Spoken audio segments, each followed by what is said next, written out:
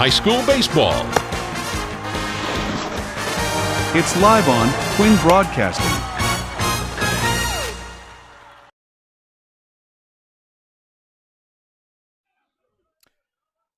Good afternoon and welcome to Mike Trout Field here at Millville High School. We're going to jump right into today's contest as Millville is trying to avenge a loss earlier this week to the same team that's now batting, the Egg Harbor Township Eagles. First pitch by Shapiro is fouled off, and we are underway here on Twin Broadcasting, Facebook Live, Twin Broadcasting, YouTube Live, and on Channel 22 on the Comcast Network.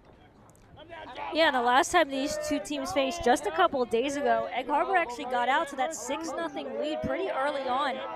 Millville fought back in those last 2 innings as Shapiro gets another strike in there. Scored 2 runs in the 6th, 2 runs in the 7th, but just were unable to complete that comeback. But they fought towards the end. That's something I think we've seen a little bit from this team, is that ability to fight and score runs at will. They can do it. They just weren't able to get those last couple in that last inning.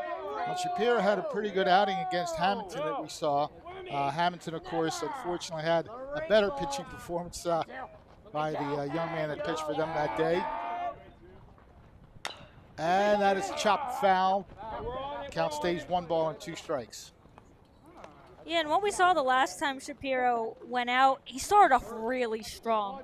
Sat down, last game he sat down the first 8 batters that he faced, and had quite a number of strikeouts as well. Lost himself a little bit later on in that game, and then got some walk trouble as well. So he's going to want to put that behind him and try and get out on this Egg Harbor team early and not let them get the same start, and that's certainly not going to help. No. You had him buried in the count 1 and 2. The last thing you want to do is hit the batter with a pitch. So he's the leadoff runner. Velarde's on first. Yeah, putting runners on base was something that really, I think, caused Shapiro to end up getting cold from that game. He was cruising for a while and then ran into some trouble. We'll take a look at Egg Harbor's starting lineup right here. All right, Jay Velarde, you just saw him lead off. He is actually number 2 in the lineup as far as jersey number. Number 8 is Jay Salisbury, the starting pitcher for Egg Harbor. Then we have Cameron Fluke playing at first base, number 13 batting 3rd. The cleanup batter, number 21, Joel Thompson, playing at shortstop. Number 30, Jake Cagna is at second base, batting 5th. Number 6 hitter, right fielder, number 24, Michael Piskin. DHing today for the Eagles is Peyton Smith, number 9. He'll be batting for Jay Salisbury. Okay, now we have Jackson Conroy, who will be batting 8th, playing third base. Braden Fiends at times. Say first base if we get it right. That's how we do those kind of names. He is batting 9th. Here you go, Jack! This is the thing that Shapiro ran into the last time. Had good control, as mentioned. Got the first 8 batters in his last start here. But now he's starting off by hitting a batter. 3-0. And I think that's exactly why Butcher's going to the mound to talk to him for a minute. Just to cool him down a little. Yeah, if you want to count the hit batter, it's at least 4 straight balls. I think it was a foul off right before that. Yeah, so you're still 4 out of the strike zone. So Butcher just maybe try to calm him down a little bit, ease him in. You have to wonder, it is quite hot out there as well, to see if maybe that plays a fatigue factor as well, because the longer these pitchers are out there, the more tired they're going to get. But again, walks. Get it. That's what hurt him last time was the walks. And he's got runners on first and second now. Jay Salisbury is now at first base. Well, pitch moved up the runner. Joey Velarde is at second. 2 on, nobody out.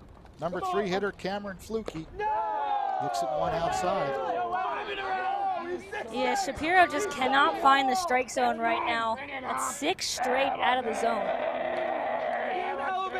And he's not even anywhere close on any of these. Shapiro's 1-0 pitch, that's way outside as well. Yeah, and the thing for Egg Harbor is they know he's not throwing strikes, so they're not going to chase anything. That's something that could possibly help him if he could get them to, but the fact that he's thrown 7 straight now out of the strike zone, they're going to take their time. They're going to make him throw one. Runners take their leads, 2-0 pitch. step off the rubber for a moment to reset. Yeah, he looked over there at first base, but considering Rodriguez was playing off the bag, as the runners are playing at the corners, obviously. Ball gets away, and that'll move up both runners. Velarde goes to third, and Salisbury is now at second base. That looked more like a pass ball though. Yeah, Millville definitely playing in on the infield. They want to try and cut off anything that they can. But of course, that means Shapiro has to throw a strike. Again, down 3-0, the second batter in a row. To the mound he comes and gets it right down Broadway for the strike. Yeah, that was going to be a take all the way, considering you just walked the batter and threw 3 straight balls. It wasn't going to be any hurry to swing the bat, but now you want to take that and try and get another one over. That's exactly what happens when he threw that strike. Is you had the batter thinking now, and he definitely just chased ball 4. Yes, he did. That was up in the zone. Yeah, and he's up there shaking his head. He knew he just gave him one. So it's a full count now on Fluky. Oh, and he catches the corner. Absolutely painted the corner right there. And that is a huge out, number 1 for Shapiro. So the runners are second and third. The cleanup batter now, Joel Thompson, the Egg Harbor Township shortstop, batting from the left side. If Shapiro can find any kind of way to strand those 2 runners on, it will go a long way. But he's still got a bit to go to even get out of this.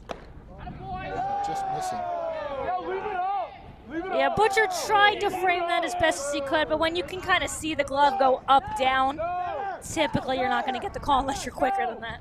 You don't want to see any glove movement. You don't usually get the calls that way. And that's exactly what he got right there. So the count evens up at 1 ball, 1 strike. 1 out and 2 runners in scoring position. Top of the first inning for the Egg Harbor Township Eagles. 1-1 offering sales outside. Yeah, I like Butcher just holding it there just in case. He's like, maybe I'm going to get an umpire with a big strike zone, but that one was a little bit too outside to be called a strike. 2 balls, 1 strike, and that one sails high and outside. He's worked a lot of deep counts, actually only 3 of the 4. He had a 1-2 count on Velarde when he hit it with the pitch. Yeah, and on a hot day like this, going deep in counts is not going to help Shapiro's longevity today. Yeah, it's like a late June, early July kind of day with the humidity. This is playable in left field. Catch is made, and they dropped it, but I think he had it long enough. Wow. Yeah, they do say it was a catch. What do they say, on the pullout of the ball? Yeah, all I heard was just that it was a catch. Yeah, but to me, he had it long enough. I think he was just a little more distracted that the runner on third started to take his lead, turned around, so he didn't see that Dick dropped the ball, or he might have been able to score on that one. Dick is usually the catcher, so left field's a different spot for him. Yeah, we've seen him catch the entire year. I'm not sure if he's played left field before. Well hit. Is it fair is the only question. Yeah, that one was way foul. He pulled up on that one. If he had just held the bat back just enough, I think he evens that one out. But Shapiro's got to be letting out a huge sigh of relief because that one was crushed. To quote the song, that was on the way to Cape May. That was a bullet. But it's foul. Yeah, if he had just waited back a little bit more, I think that one's out of here. Bouncing in, good block of the plate by Butcher. Always that hopeless feeling when you know it hit you, but you don't know where. Okay. Let's go, kid. There we go, kid. 1 ball, 1 strike. Jake Cagna trying to get the Eagles on the scoreboard. Now that one, Wayne Hill's got it beat on. Well, somehow Shapiro dodges a big bullet. First 2 men getting on base and getting to second and third, but he retires the next 3 batters to get out of the inning unscathed. One of my favorite words. So there were no hits, no runs, 2 men left on base for the Eagles. We head to the bottom of the first of a scoreless game.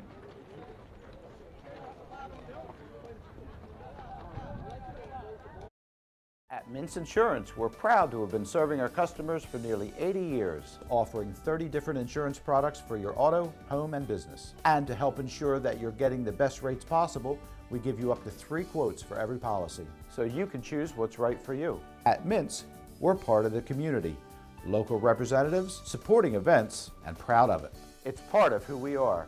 Mintz Insurance. Call today and find out how we can help you save on insurance, or visit us at mintzinsurance.com. More than a century ago, General Tire was born, right here in America.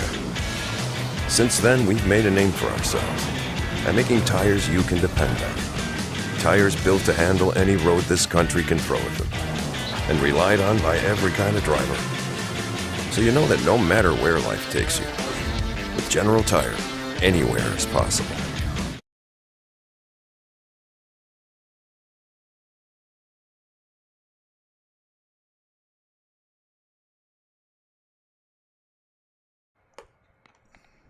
Millville batting in the bottom of the first inning, dodging a big bullet to start the game. Runners at second and third, and nobody out. But they did not score, did the Eagles? Millville's lineup pretty similar to the usual. The leadoff batter, Sergio Draws, the shortstop, number 9. Wayne Hill, the center fielder, number 1, bats second. In the 3 spot, David Rodriguez, number 17, the first baseman. Connor Lacey in the DH role today. He'll bat 4th, number 4. Batting 5th and playing right field, number 7, Caden Mulherron. In the 6th spot, number 12, left fielder, Matt Meiswinkle. Now, he's actually at second base, to be honest. We'll get that squarely. He is at second base. Number 11 is batting 7th. Trevor Yeager is the third baseman.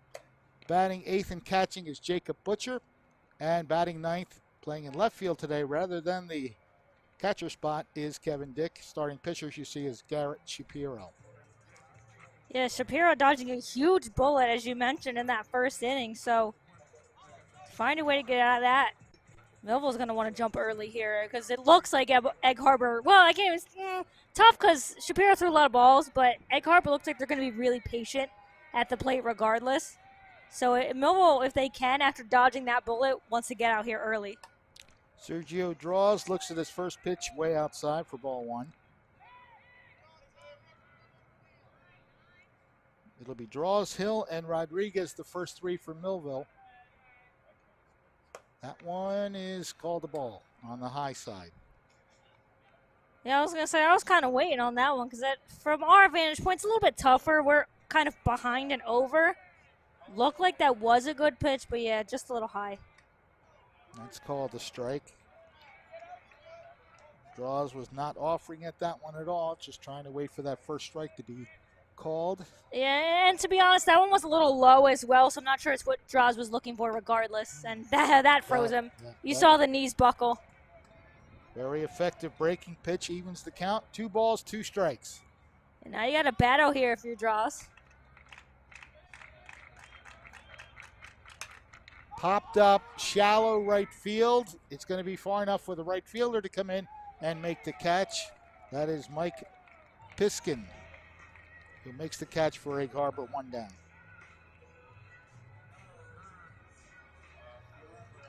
Wayne Hill coming to the plate as we look at the alignment for the defensive for the Egg Harbor Township Eagles. In left field, Braden Thies. Left fielder, Joey Velarde's playing center field. Mike Piskin, you just saw him catch the ball in right field. In the infield, third baseman is Jackson Conroy. Shortstop is Joel Thompson. Second baseman, Jake Cagna. First base is Cameron Fluke. Behind the mound is Ryan Baranowitz. Yeah, we'll get that. And Jay Salisbury, your starting pitcher. Hill hits it, but right at the center fielder. Yeah, he stepped in and made the catch rather easily. Yeah, and the fact that there's no wind made that one that didn't take any dip at all. As it looked like it was going to be able to drop in off the bat, but with no movement out there in the field, that ball is just going to carry easily. Joey Velarde just moved in a couple steps to make the catch for out number 2. David Rodriguez looking to keep the inning alive, looks at strike 1. Yeah, that was a good inside pitch there on Rodriguez.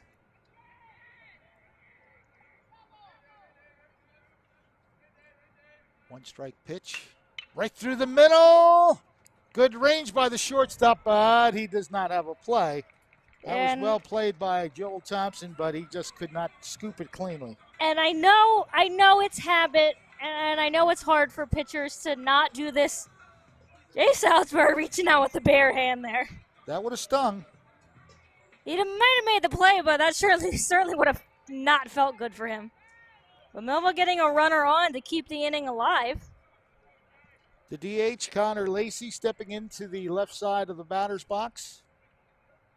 Oh, looks at one inside. And the catcher has no idea, but Rodriguez didn't really either. So, to be honest, I had no idea either. So, I think everybody was a little lost on that one.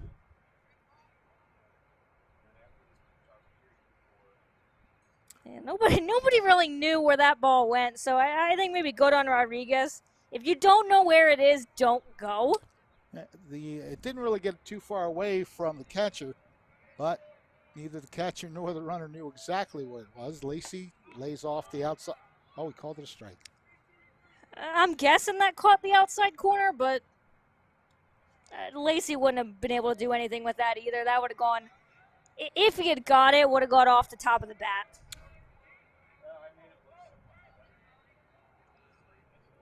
One ball, one strike on Lacey. Breaking pitch gets called a strike. 1-2, so Connor Lacey will have to battle here. Yeah, that breaking pitch just dipped out of the zone almost as quick as it was in it. Not really much I think Lacey could do on that pitch. So we'll have to protect the plate here, try to keep the inning going. Rodriguez gets off the base, takes his lead off first, runs, grounded into the hole, backs. And that's going to be an infield single. Give credit to David Rodriguez on that steal because he had the shortstop going to second who actually may have gotten hurt on the play. I think he scratched his hand. Yeah, I think he rubbed that hand against the dirt because he can't. He's making a fist with that hand, and that's not going to feel good. But that was a tough play because obviously Rodriguez, with the steal, the shortstop's going in to cover the base. Lacey hits it to where the shortstop would have been. Yeah, I think he just scuffed that hand against the dirt. That's just good back control. Watch how Connor goes to that side. As soon as he sees the shortstop move, inside yeah, you see him swing. pull in. Yep. Yeah, he did exactly what you would want to do as the batter right there. Is you know your runner's stealing, pull it in. That really is really good control. But yeah, you want to hope here. That's Thompson, the shortstop, made a good play to stop it in the hole. But did he scratch it up against the dirt? Well, or did he jam it? The way he threw his hat down indicates he's in pain. So that I think it's a little more than a scratch. He threw his hat down with authority, as I sometimes say. Oh, look, trust me. I've played softball before. You scratch that hand, you slide that hand across that dirt. Yeah, that's not going to feel good. But yeah, I have a feeling he might. It looks like he jammed a little bit because they're moving his arm around. I wonder if he just jammed it up on that slide. It was a really nice play to keep it from going in the hole because with Rodriguez running, probably would have been able to get to third if that ball isn't stopped. But it looks like they're going to take Thompson out of the game. Yeah. So we wish him the best, of course. Boy, he had a tough inning, didn't he? Those last two ground balls. balls. And again, we give credit to Millville for realizing the situation. Again, with Juan Rodriguez taking off, which drew the shortstop to the second base bag. Lacey realizing it. And again, we saw in that replay, he just pulls the bat in. That's a good batter right there who knows exactly what's going on. So you have to make that split-second decision, being able to pull it back in. So we're going to see what, obviously we're going to get a new shortstop here. Those of you who are watching us on Facebook, Quinn Broadcasting Facebook Live, feel free to leave your comments about the game. We'll do our best to give you a shout-out as we see your name come up. If you're out of the Cumberland County area, let us know where you're watching from. We'll mention that as well. I believe that's the new shortstop right there, number 12, so we'll have to look at the lineup card, which seems to be missing at the moment. Here it is. Number 12 is the shortstop. So that is Zach McLaughlin. That's what I'm going to go with there, McLaughlin. McLaughlin, yep. So he is taking the place of the shortstop, Jake. No, that's second baseman. Joel Thompson. Joel Thompson, yep, we got there. Okay. Yep, so number 12 is Zach McLaughlin, getting a couple tosses across the diamond there. So, yep, 12 for 21. As the umpires let everyone know what's going on. But Millville here in a nice opportunity. Runners on first and second, 2 outs to try and get something. Interesting that the Egg Harbor Township Eagles got their first 2 men on base. Millville's rallied with 2 outs, so kind of opposite approaches. But let's see if Millville can capitalize where Egg Harbor Township did not. Yeah, and you see there, I think the umpire was just checking if, I don't know, to see if they wanted an extra throw down just to see, but we're going to get back to the action here. Caden Mulherron in the batter's box now for the Thunderbolts. Oh, again. Yeah, that's beauty. That's just something that freezes you up there, because if you can recognize that early, oh boy, you get the bat on that, you're going to drive that one a long way. We'll see if Millville's able to adjust to that pitch throughout the game. Salisbury's next offering. Again, that one's drilled, and they're talking about the timing of the pitch. So yeah, you see a juicy, slow rolling ball come up, those eyes get real wide, and 9 times out of 10, you're pulling it because you just want to hit that. And that's what we just mentioned, was if Millville can time that pitch, that's easy to be crushed. 0-2 count. That one sails high. Yeah, because again, a very calm, hot day out here. Beautiful day. We've had a lot of great days weather-wise to start this season. But as opposed to some of our other days, pretty much no wind out there. We don't have a flag, so we can't, if there is, we couldn't see where it's moving at us. Got him to chase one away, and that'll retire the side. So Millville gets 2 hits, but leaves those 2 men stranded. We are done with 1, and it's 0-0.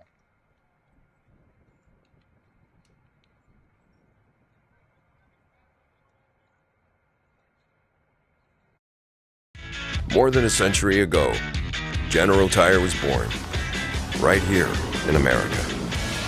Since then, we've made a name for ourselves by making tires you can depend on.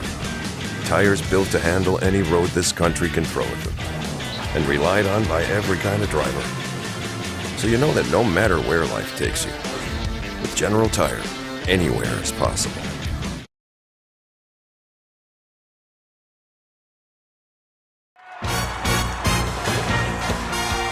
High school baseball. It's live on Twin Broadcasting.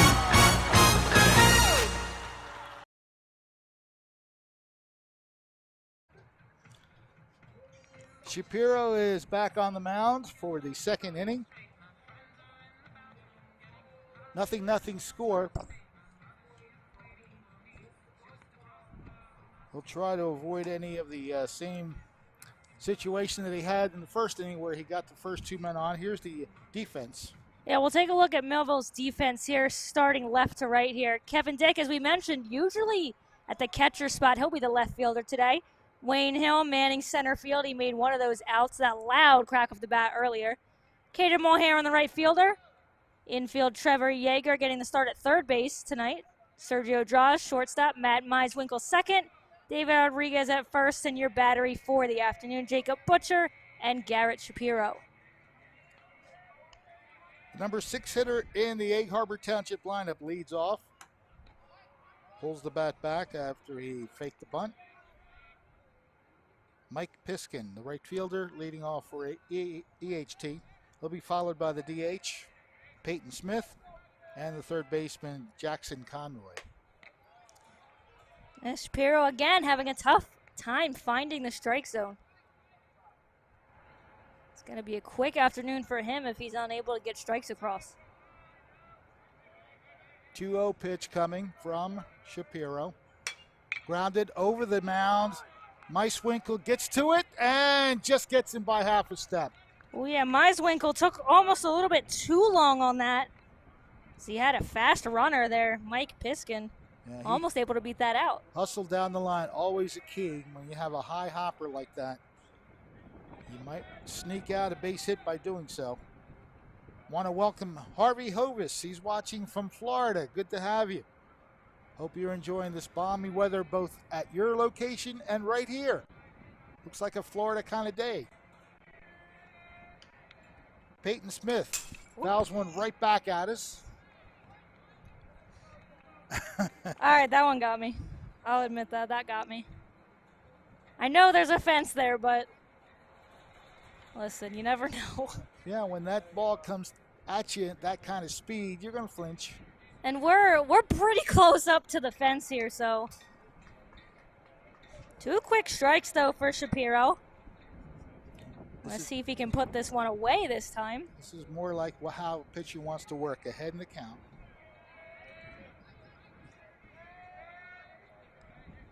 Yep, Smith will have to battle. Shapiro will try to win that battle. That one was more at me that time. I blinked, didn't flinch this time. I just blinked. Getting a little bit. Yeah, you can't. Well, you can kind of see. Yeah, we're right there. That white hat is Ariel. Yeah, that's us right there. So yeah, that fence is pretty close. Yeah. So I'm the guy in the shadow there. Popped up, high fly. Should be an easy play. Oh, for now the I find it. Right fielder, yeah. I'm glad he could see it because I lost that one. Yeah, Mulheron. A nice job to stay under that one because that one was high off the bat. So 2 quick outs. That'll bring up Jackson Conroy, the third baseman for Egg Harbor. Yeah, Shapiro looking for the 1-2-3 inning. We'll try to do that against Conroy. That one's just a little bit high.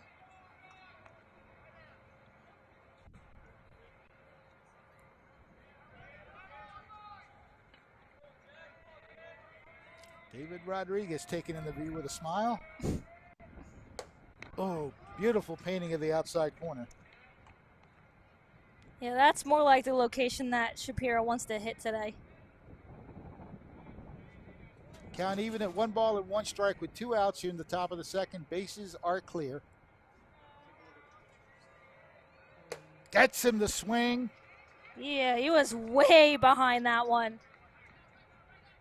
And he did end up getting a piece of it, the umpire says, right at the end. I think I could kind of hear it off the bat, but Shapiro blew that one by him.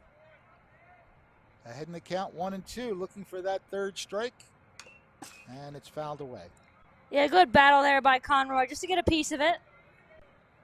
Keep this at bat alive. Well, that's more like what we saw from Shapiro early on in his game against Hamilton. Was the ability to get the strikeouts. He's going to try and do that right here. Chopper foul. Yeah, I have to wonder if Shapiro's going to try and speed up his bat now. Because he's been a little ahead of some of these pitches.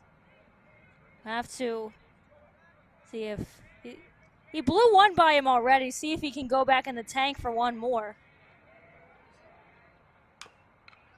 Again, another foul ball. Conroy's really battling.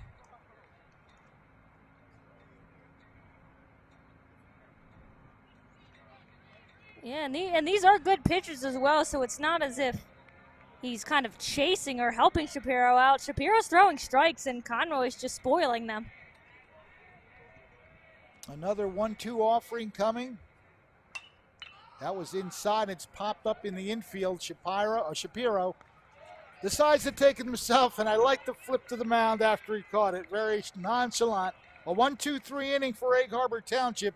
We head to the bottom of the 2nd inning, and the Millville Bolts trying to get their first run on the board. Thunderbolt Area Federal Credit Union is your hometown team for banking. We offer banking which is small town focused and customer based. We know you and we are for you. Thunderbolt Area Federal Credit Union is a nonprofit and federally insured. Solid as a Thunderbolt airplane, we are your team. Thunderbolt Area Federal Credit Union, 1601 Cedar Street. Hi, I'm Bob Millard, President of Thunderbolt Area Federal Credit Union. Come see us and experience banking as it used to be.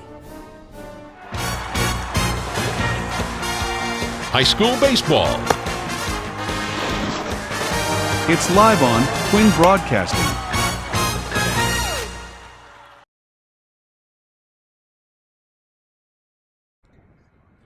Welcome back to Mike Trout Field here at Millville High School. Fred Melendez along with Ariel Melendez as we head to the bottom of the second inning of a scoreless game.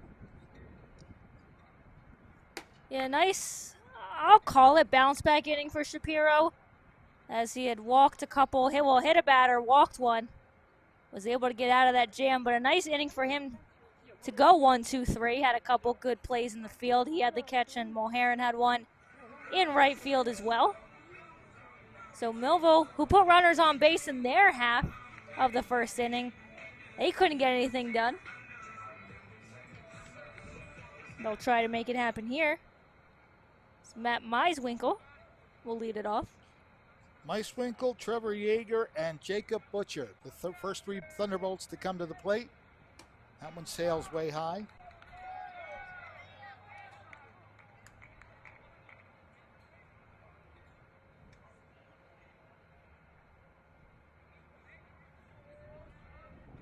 One 1-0 pitch, sails high again.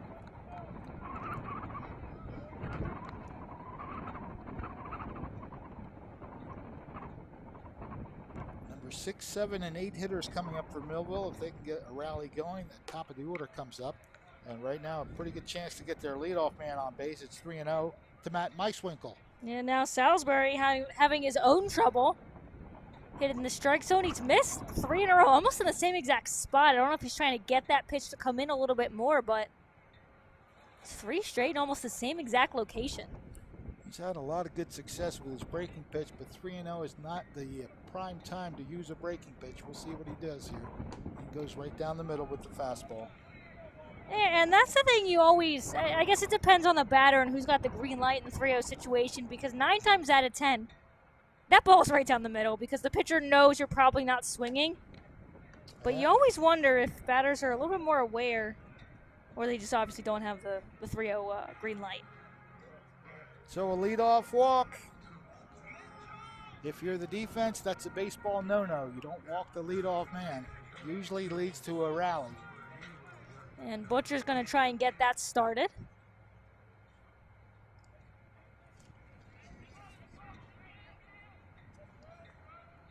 Or Yeager. I knew I was wrong. Oh, throw to first. I knew I was wrong. I was kind of just waiting for the correction. That's why they have erasers on pencils. We're good. Butcher will come up to bat after Yeager, but strike is called.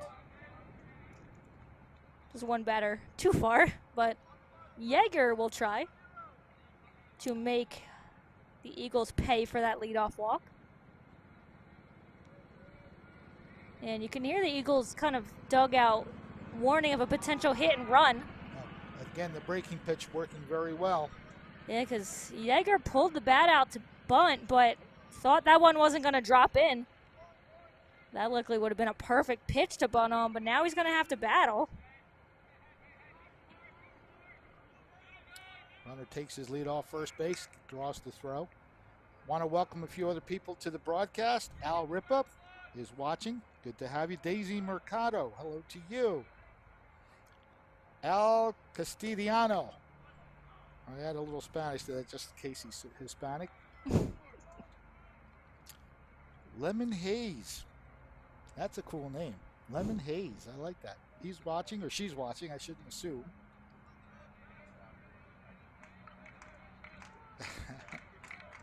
Did we? It's Yeager. That was the breaking ball that's been so good for Salisbury early on. Yeager just able to get the bat on that one to foul it off, so he stays alive. Tiffany Bolton is watching, as is John Lee. Diane Whiteway, great to have you back. Always a pleasure. 1-2 pitch. Inside out swing is fouled away. Yeah, Yeager went down for that one, and by the look on his face, he knew he kind of got lucky there to foul that one off. He kind of inhaled and exhaled like, ooh, not the pitch I should be swinging at. Okay, we also want to welcome David Allen, Ken Williams, and Linda Harris to our broadcast. Always great to have each and every one of you watching here on Quinn Broadcasting. Runner breaking, fouled away. Yeah, and Rodriguez obviously wasn't looking. And again, it's that breaking ball, but Yeager's done a nice job at spoiling that pitch. He's fouled off at least 2 of them in this at-bat. You have to wonder if they're going to put Meiswinkle in motion again. Millville has not been shy to send runners. Let's see if he does go again. He's taking a big lead. This time he holds up. And I'm glad to say I did not flinch on that. I'll get there eventually. Yeah. It's force of habit. But Yeager, nice battle up here at the plate. He's fouled off a lot of good pitches. That's when you can start to wear a pitcher down. We saw that in the last at-bat for Shapiro, but he ended up winning the battle. He's the better at chase, so we'll see if Yeager is able to spoil it for the pitcher this time around. That's in the hole, gets through in the left field. Base hit. Runner moves up. So in the second base goes Matt Meiswinkle, and Trevor Yeager delivers the single. A really strong at-bat from him. Saw a lot of pitches that one. Spoiled a couple breaking balls. And had a good eye up there. And just found the perfect spot in the infield where the third baseman and shortstop couldn't get to, as we saw Jackson Conroy. Yep, Conroy unable to get over there for it. So runners on first and second again for Millville. No outs this time. Now Butcher is up to bat. Runners take their leads as Butcher waits the first pitch. He bunts it beautifully. And yeah, that couldn't be any more perfect. Gets the job done. Gorgeous bunt right there by Jacob Butcher. Sacrifice bunt moves the two runners now in the scoring position. Yeah, Kevin Dick here with a chance to not only turn the lineup over, but get a couple RBIs as well. But yeah, perfectly placed bunt. Just went out for it nicely. Had it die right in front.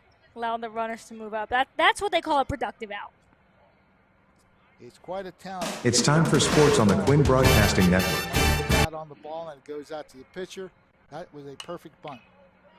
That one's fouled up out of play. That was the one thing I was good at when I played softball, was bunting. I got told, I said, your bunting's good. I'm like, I'll take it. It's one of the rare things I was good at in softball. Really good chance for Millville here. Runners at second and third and one out. We're in the bottom of the second of a scoreless game, but Millville a chance here to open up the scoring. Yeah, you want to find a way to make something happen here, especially with less than two outs and two runners in scoring position. Outside. You want to find a way to make something happen. And this is the perfect opportunity for Millville to do so. If anything, you want to put it in play. You want to get it out of the infield. That's likely what's going to score the run, because Egg Harbor is playing in at the corner, so they're not going to allow Meiswinkle to take home. And again, it's the breaking ball. Yeah, had him pretty much coming out of his shoes on that swing. That kind of a pitch looks like a watermelon coming up, but you have to time it right. Yeah, pitches like that are so tough to wait back on when they're that slow. You get antsy up at the plate. So Dick's going to have to battle. Salisbury with a 1-2 edge on the count. The suicide is on. Perfect hit. They're going to get a run here. Great sacrifice. Then that's always a bold call to go for the suicide, because you have to hope that your batter's going to get his bat on it. But Kevin Dick doing a great job there to allow Millville to get on the board. Perfect execution of a suicide squeeze. Runner was already breaking down the line. Yeah, Meiswinkle was pretty much at home plate before that was even pitched. Great. Yeah, he had to go up for it, but in that situation, you've got to swing it at anything, because if not, your runner's a dead duck. Ooh, that was... You could hear that one just hit the glove with authority. Sergio draws the top of the order.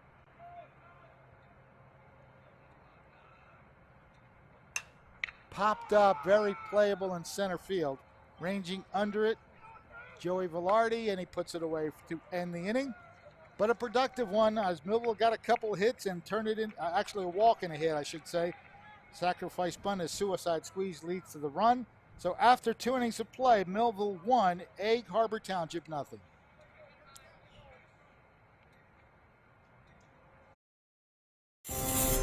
Life puts a lot of demands on us. There's our jobs, those community and charity projects, our friends, and the demands of the family, Happy birthday, birthdays and homework. the upkeep and maintenance of our homes, cars, and possessions. Maybe it's time to really weigh out the things of greater importance. Our relationship with God. Let us help you. New Life Church, Millville, New Jersey. Imagine. High school baseball. It's live on Twin Broadcasting.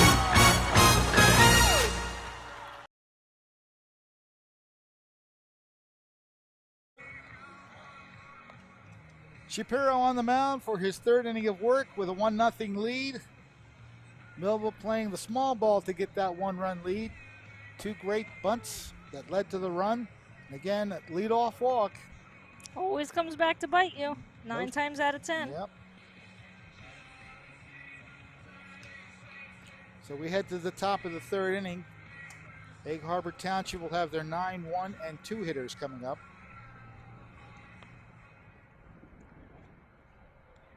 And now you want that shutdown inning from Shapiro. Seemed to settle down pretty nicely after that first inning. Yeah, he had the hit batter and the walk, a couple of wild pitches, but then he has retired 6 in a row. He has that ability to get some outs in order. As we mentioned, he started against Hampton, getting the first 8 outs.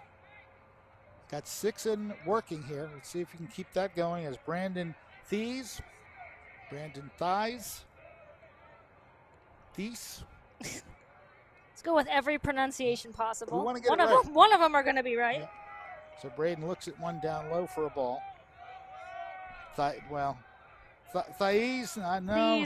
The way it's spelled, I wouldn't guess that. No. You never know. Right back at us. There you go. Let me tell you. We're seeing a lot of the baseball. Keeping us awake back here. Yeah, we're seeing a lot of the baseball today. 1 ball, 1 strike on Braden Thies.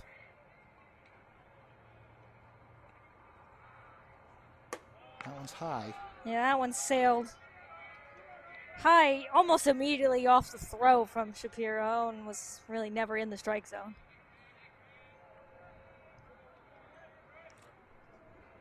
Good afternoon, everyone. Welcome to Mike Trout Field. Yeah, you get to see me standing on a stool in order to be able to see out of this press box. I'm not that tall, unfortunately. He gets the count even at 2 balls, 2 strikes. Leadoff batter for Egg Harbor. Looks at strike 3 on the outside corner, and that's 7 in a row retired. That's his second strikeout, both of the looking variety. Yeah, Shapiro really has settled in nicely since the hit batter on the walk, and yeah, perfectly painted the corner. Good framing by the catcher Butcher. 1 out in the top of the order coming up now for Egg Harbor Township. That's Joey Velarde. He was hit by a pitch his first time up after being down on the count. 1-2.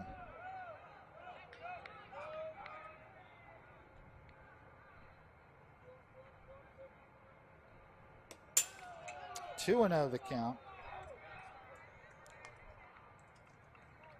Yeah, after that talk about Shapiro finding a way, he's a little wild on this at bat.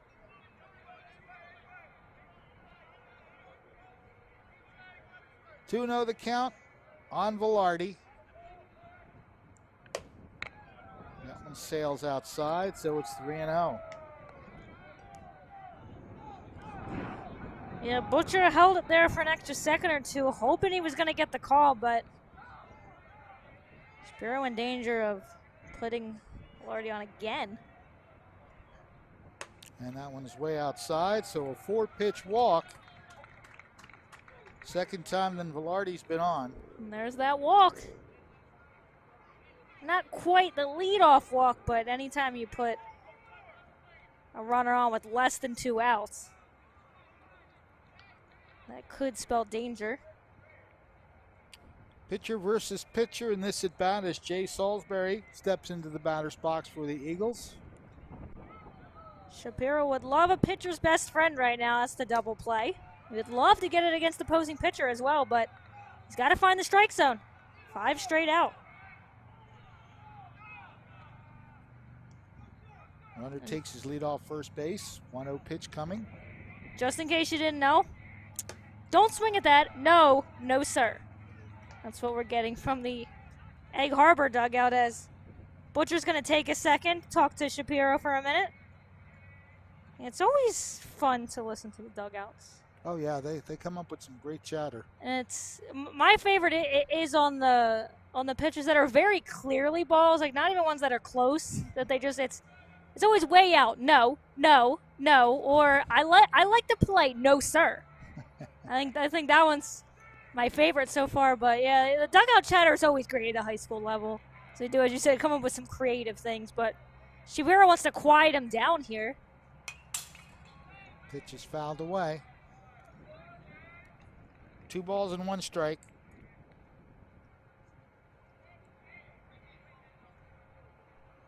There's your runner at first base, Joey Velarde.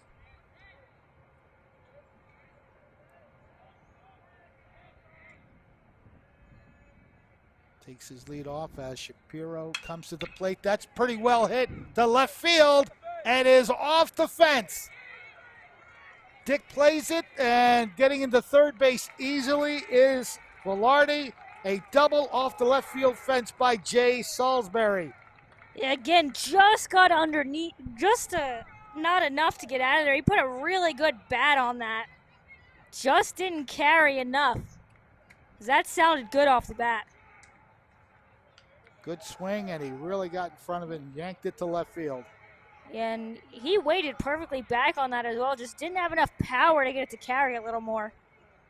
So again, Egg Harbor Township with 2 men in scoring position. A strike to lead off this at bat by Cameron Fluke, who looked at strike 3 his first time up. And Shapiro laid that breaking pitch in pretty nicely. Just completely dropped out of the zone. Caught all pipe on that foul ball. Yeah, I think you can hear that one from in here. Yep. Those are how the hockey goals sound when they hit the post. Yeah, it's off the post. Yeah, off the post and out. Yeah. Shapiro down, up 0-2. Be a big out. That one gets away, but with the runners at second and third, no advance. Yeah, you don't want to. I know they say don't make the first or third out over there, but it didn't get enough away from Butcher back there to allow Velarde to score. 1 ball and 2 strikes on Fluke. Fouls it back again. Yeah, and Shapiro might be exhaling there because that was a cookie right down the plate. There we go. We got like white on rice from the dugout. I think that's a good one. That one might have been out of the strike zone. Yeah, because he certainly was all over that pitch before. Put up a battle here again. Forcing Shapiro to throw more pitches than he'd like. Tying runs at third. The go-ahead run at second with 1 out here in the top of the third. Breaking pitch does not get there. 2 balls and 2 strikes. Yeah, Shapiro doesn't want to go full count here. Fluke's working a good at bat.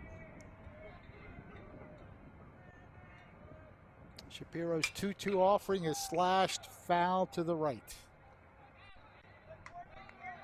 Like we saw with Yeager and Millville's appearance at the plate. Put up a good battle, forcing Shapiro to throw more and more pitches. That's usually when you get that mistake. We've already seen 1 mistake pitch. Velarde takes his lead off third. That is Salisbury at second. Lofted into center field. We're going to see here that could be enough. Makes the catch. Runner does come home. What a throw by Hill, but it's off the line. Had that been... They've got the runner, but yeah. He's going to get there safely. Butcher waited too long. Well, Hill put it as far as he could put it. Unfortunately, it was to the right side of the plate, so they didn't get a chance to tag the runner. It's a sacrifice fly RBI in a tie game. Watch this throw by Hill. Nicely camps under it. Watch the arm strength here. He had plenty of power on that for sure, but it's a bit wide off the plate. And Butcher had the runner, but he hesitated too much and allowed him to get in. That one sails over the head, and yeah, just a tough play there for Shapiro. He was there in time, but a nice slide under. And that's where that maybe hesitation from Butcher comes in. You had him out there on the base paths, but hesitating just a second too long allows Egg Harbor to take the lead here. 2-1 now. Egg Harbor Township on a sacrifice fly and a wild pitch.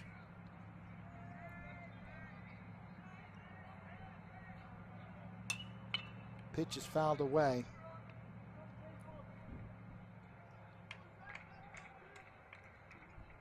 This is actually the first time up for Zach McLaughlin. He came into the game after Joel Thompson, the starting shortstop, got injured on a play.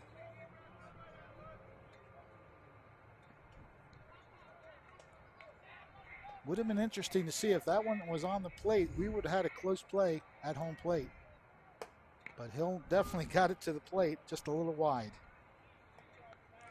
Yeah, and that play on the pass ball or wild pitch, whatever it was right before that, was pretty close as well. But that's what happens. Those little mistakes or hesitations or what have you end up biting Millville here.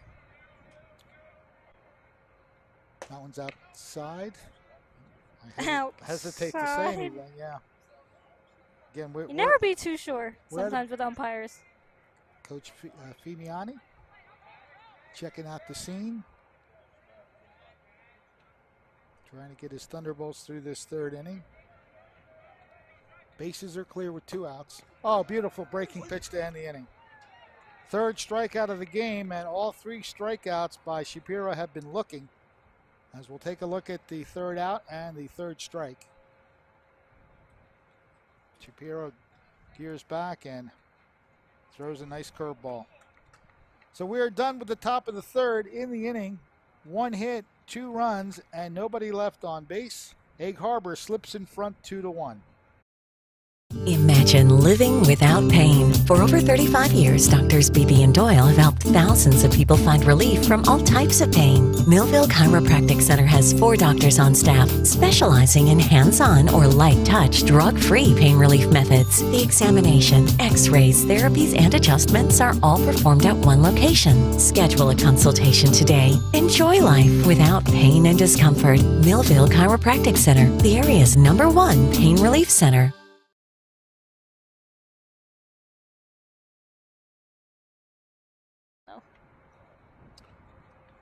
So Jay Salisbury is playing with the lead now 2-1 as Egg Harbor Township got a pair of runs in the top of the third. Millville will send up the number 2, 3, and 4 hitters. Yeah, that's Wayne Hill. He gets ready to step up to the bat. Hill lined out to center field his first time up.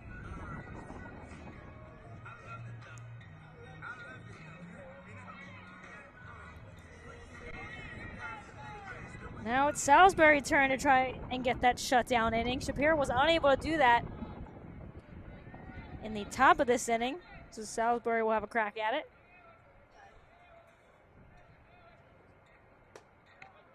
A little bit high.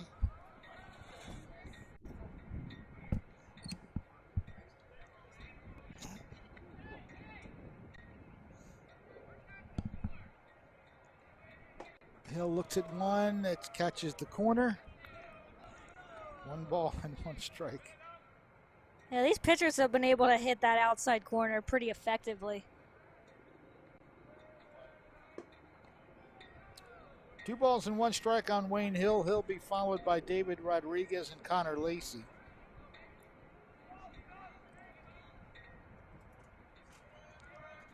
Yeah, you want to try and get the speed of Hill on base if you can, because he can make something happen on the base path as well. Wayne Hill tried to time that one, but did not come up with it in terms of getting it in play.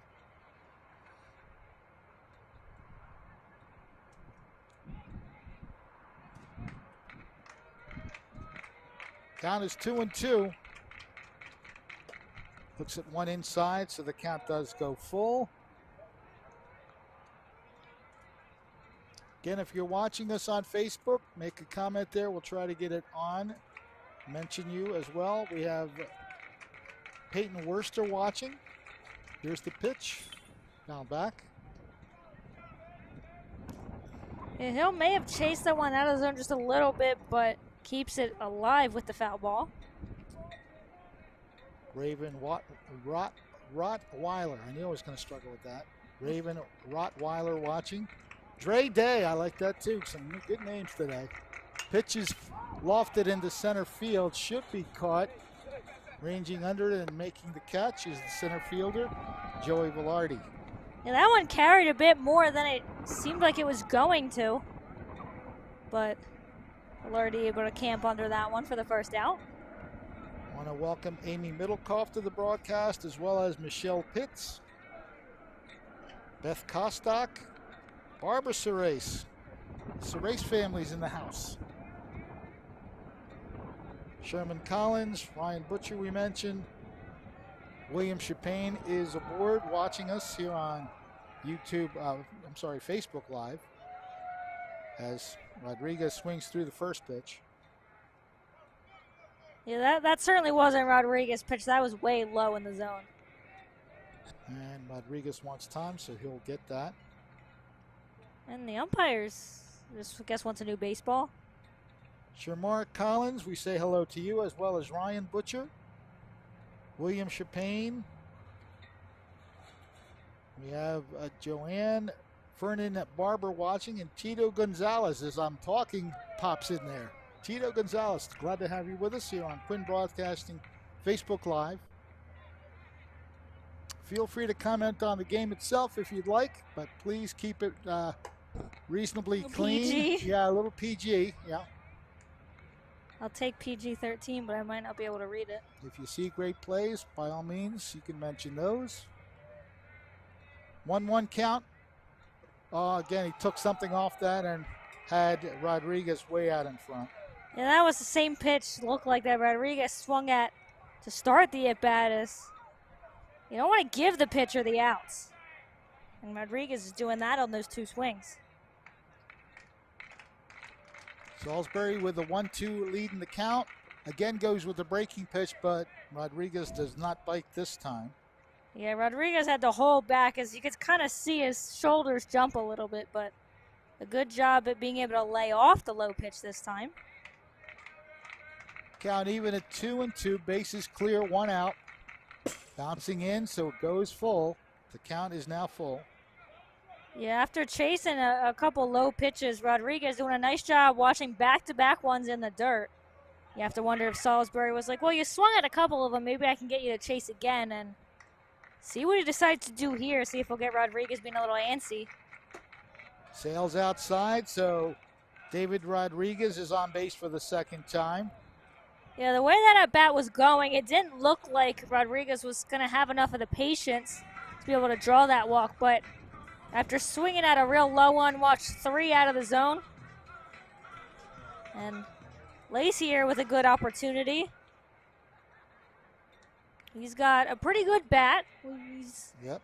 I think he had a couple base hits in their last game of the loss to this same team, but I believe he had 3 RBIs in that game, so he was accounted for 3 of the 4 runs that Millville scored. Fouls off the first offering. Connor had an infield hit his first time, back-to-back infield hits with 2 outs, Rodriguez and Lacey in the first, but they could not get any further than that.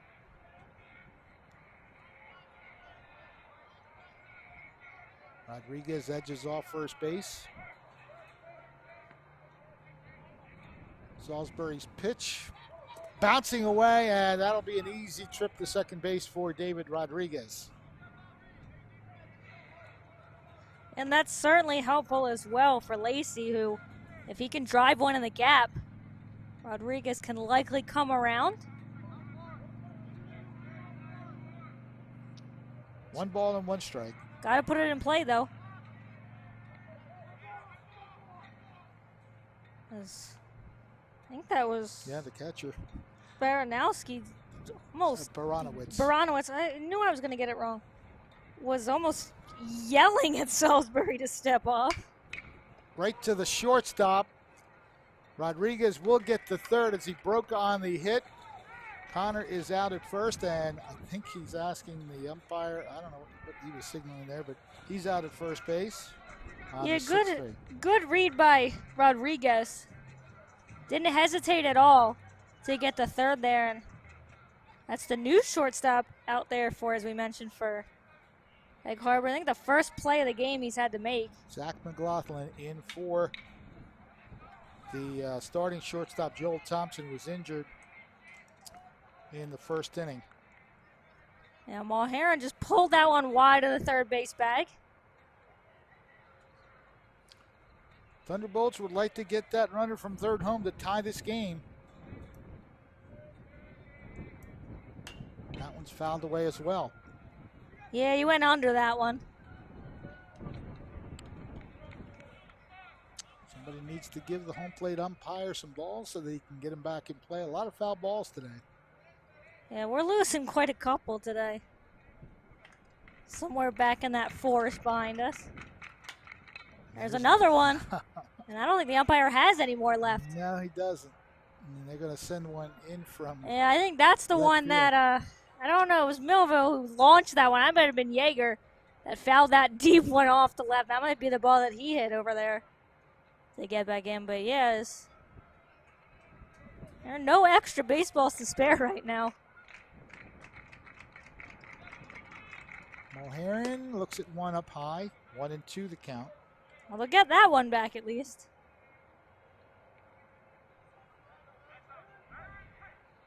As you see Rodriguez there at third. He definitely love to come in and get the tying run. And that, yeah. Chase. And the throw down to first base will be in time. That'll retire the side. So Millville does not capitalize on the walk. The only runner in the inning. So one man left aboard. We are through 3 innings of play. Egg Harbor Township 2, Millville 1. Imagine living without pain. For over 35 years, Doctors Beebe and Doyle have helped thousands of people find relief from all types of pain. Millville Chiropractic Center has 4 doctors on staff specializing in hands-on or light-touch, drug-free pain relief methods. The examination, x-rays, therapies, and adjustments are all performed at one location. Schedule a consultation today. Enjoy life without pain and discomfort. Millville Chiropractic Center, the area's #1 pain relief center. High school baseball. It's live on Twin Broadcasting.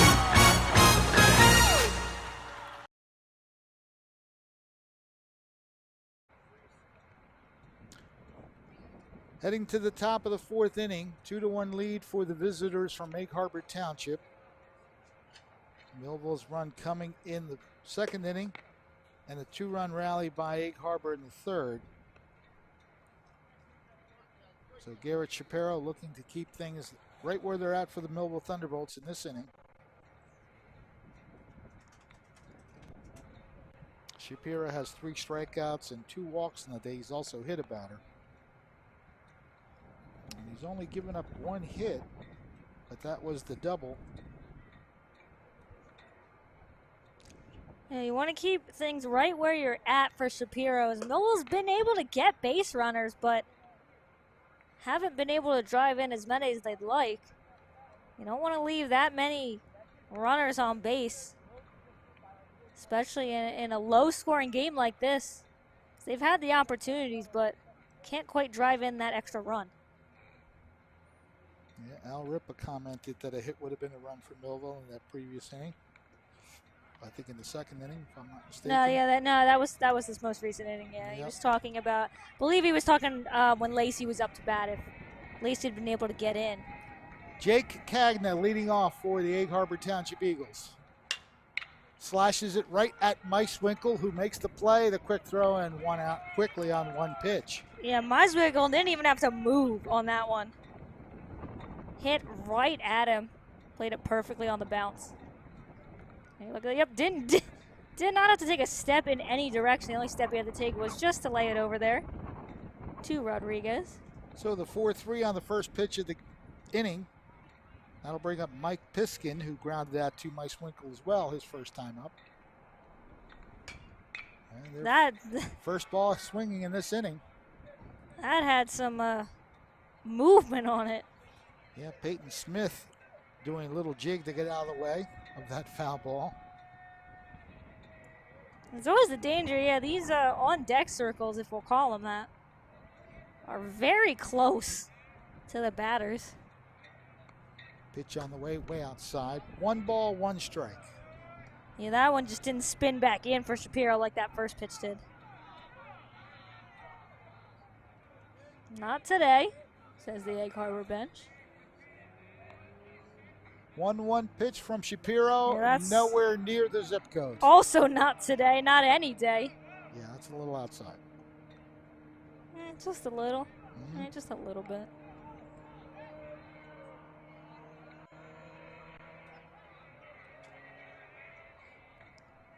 Shapiro readies for the 2-1 offering. And that one again way outside. Yeah, he's missing that same spot 3 straight balls. All in that outside location. So he's going to have to look to bring it back inside. Don't want to put a runner on base with a free pass.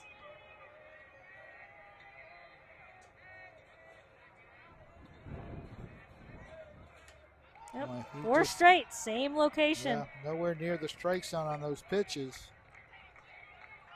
And taking a look there, Piskin was doing a nice job of crowding the plate as well. So I have to wonder if Shapiro was a little afraid of throwing inside because Piskin was almost on top of the plate there. So I have to wonder if that went into the decision to go 4 straight outside. DH Peyton Smith now at the plate with a runner on and 1 out. And Piskin is moving back and forth over there too. Swings through the first pitch.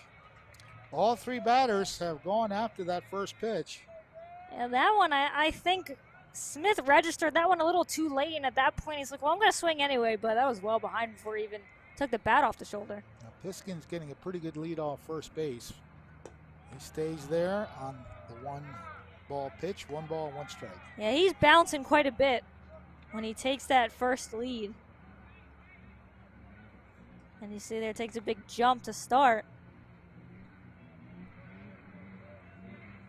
I have a feeling he could take off on one of these pitches. And yeah, that one bounced to the plate. And yeah, with the lead Piskin had, he was going if that one didn't go right into the glove of Butcher. So the wild pitch moves the runner up to second base. With 1 out in scoring position is Mike Piskin. Yeah, I don't even think that one reached the plate before it hit the ground. No, it bounced in. I stepped down from the stool. It's a little harder to see the plate now. And now another wild one will move Piskin to third rather easily. Yeah, Shapiro's had a little bit of trouble with those wild pitches. And they've pretty much all come with runners on base. As again, Butcher's going to go out to talk to him. In a tough situation here, behind 3-1 on the batter, runner on third. Only 1 out in the inning. At the very least, Peyton Smith is thinking get the ball to the outfield, because that would be a run. Yeah, you'll have to see too, as only Yeager's playing in at the corner. Rodriguez is back a little bit, so. Inside for ball 4. Smith is on with a walk, back-to-back walks here. And this is where you take a look to see if they're going to put Smith in motion, because Butcher's likely not going to throw, but I have a feeling we're going to get a pitching change before that happens. As, yeah, Shapiro's not really happy with himself. You can see it on his face. Yeah, Fimiani's asking for the ball, and that'll be the end of the pitching performance by Garrett Shapiro. We have a pitching change for the Thunderbolts. Here in the top of the 4th, it's 2-1 Egg Harbor Township. We'll be right back.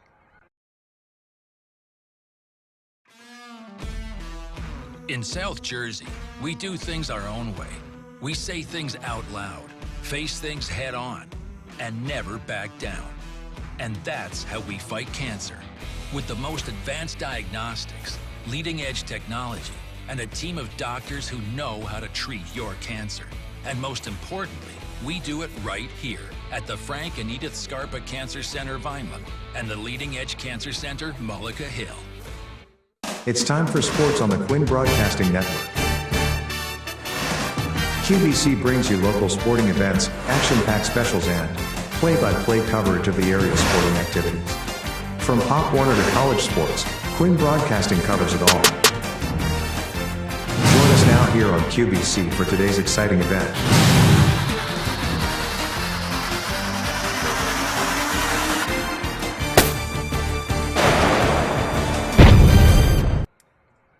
New pitcher for Millville is Cole Mulheron, number 22. He is in relief of starter Garrett Shapiro.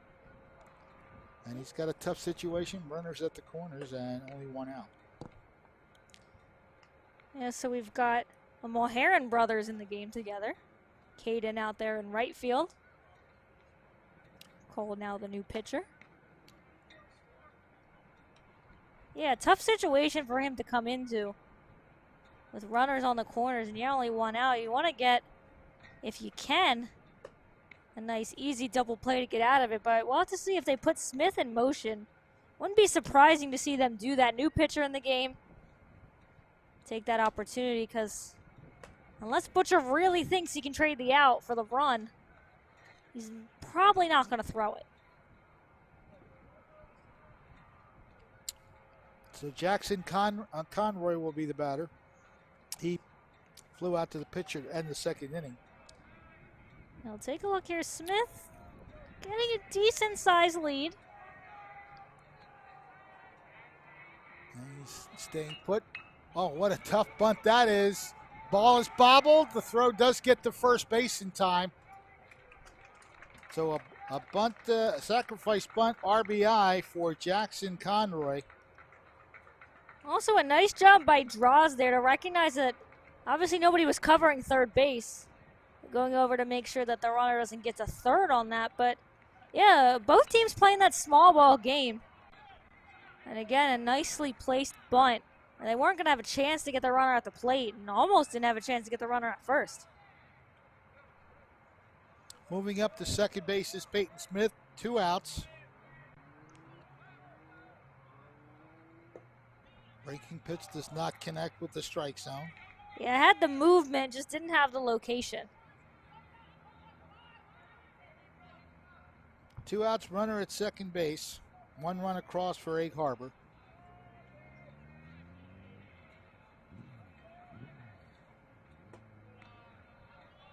Brandon Thies, the batter. He struck out looking his first time up.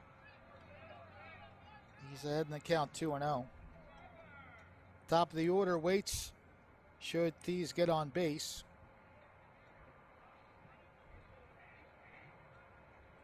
Mulheron gets him to chase, but it's off the batter in the box, so that'll be a foul ball. Yeah, it looked like he fouled that off his foot. Yes, he's trying to shake that off back there. It might have been the left foot. Yeah, he's kicking that one. 2 balls and 1 strike as our home plate umpire indicates.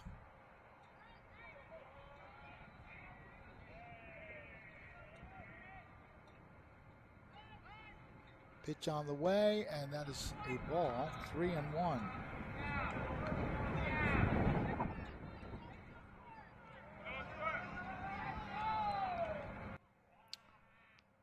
I do believe we have DJ Webby watching. Wilbert Bateman's in the house.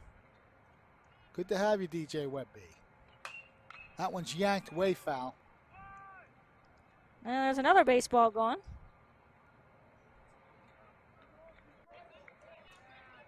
The count is now full on the number 9 hitter. So Mulheron would like to get this out just to end the rally and keep the top of the order from coming around to bat. Runner on second base right there is Peyton Smith. That's yanked to left field. Dick going back, and it is gone! Oh, that did not look like it was going to carry.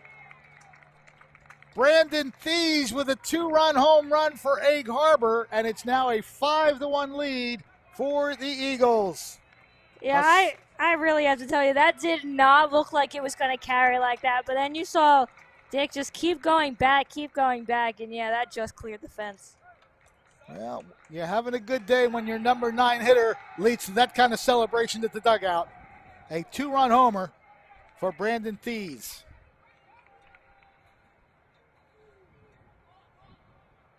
It was a curveball, and he timed it perfectly. Sent it just over the left field fence. Nothing Dick could do about that one as it just clears the wall. So it's now a 5-1 game. Egg Harbor Township.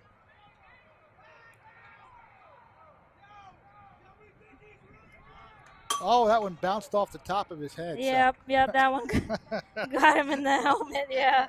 He was already out for the bunt, so there was no chance for him to get out of the way of that. That's one of the harder ways to hey, watch here is, yeah, he didn't even move out of the way as that one came in pretty quick on him. Well, so Joey Velarde's been on 3 times, twice by being hit by a pitch. Yeah, Velarde's probably starting to feel some type of way. Took one, in the back, and now one on the head. At least that second one maybe doesn't hurt as much. That might just rattle the brain a little bit. Strike is called as the batter now Jay Salisbury, the pitcher. Salisbury ignited that 2-run rally in the 3rd inning with a double off the left field fence. That set up the 2 runs that they got. Runner breaking, throw will not be in time. Backed up by draws, but in safely at second base is Joey Velarde.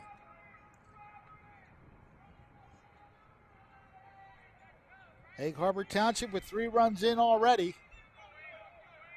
The 6th one is halfway home right there in Joey Velarde.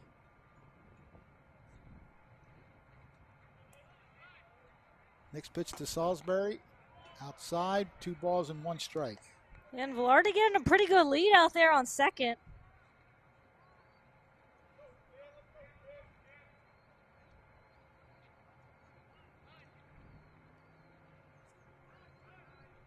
Time is called.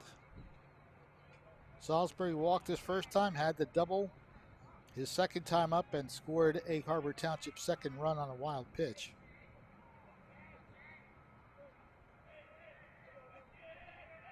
Time is called again. Yeah, we've still got time. I don't know what the second time was in regards to, but you see Velarde there on second. That one again sailing over the head of the batter. Trotting into 3rd base now is Joey Velarde. And Mulherron having a tough time here. Already came into a tough situation, and now Egg Harbor threatening to blow this one wide open.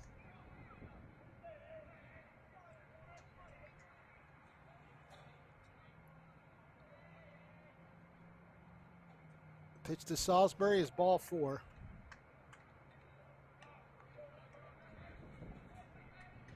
It's the first walk given up by the reliever, Cole Mulherron. And runners on the corners here. 2 outs in the inning. Eagles have already sent one over the fence. Egg Harbor Township, the first 2 batters in the lineup, have gotten on all 6 times. Only once with a hit. 3 walks and 2 HBPs. So the top of the order is getting things done for the Eagles. Runners at the corners, 2 outs. We're in the top of the 4th. A 5-1 lead for Egg Harbor Township.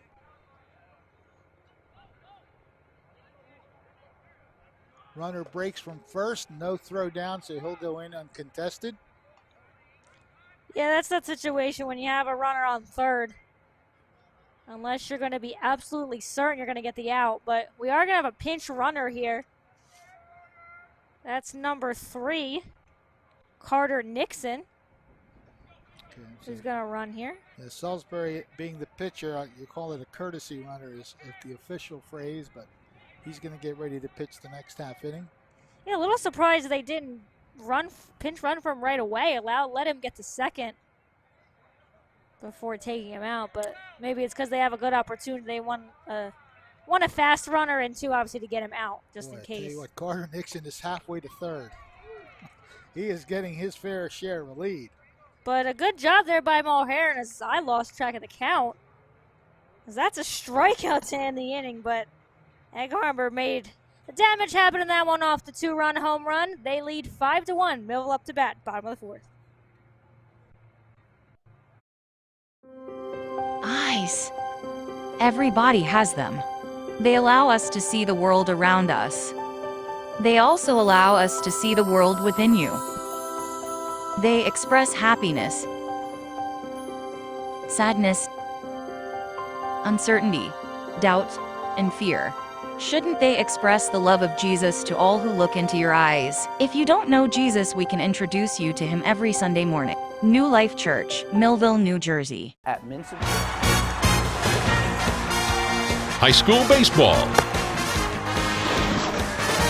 It's live on Twin Broadcasting.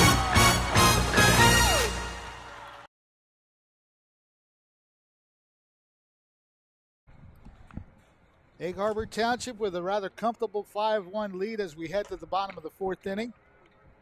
Again, we mentioned that if you're watching on Facebook Live, you can make a couple comments about the action or just anything else that you want to see as you watch some of the crowd here at the field. And my good buddy DJ Webby. I love it. What's up, Sound Doctor? You are a man of many traits just like me. Thank you, DJ Webby. Now, passions, they're all passions. DJing and sports announcing are my passions, and I appreciate the recognition of that.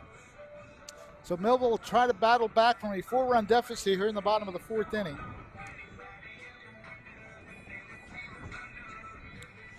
First batter for the Thunderbolts will be Matt Meiswinkle. He scored Millville's only run after a leadoff walk in the 2nd.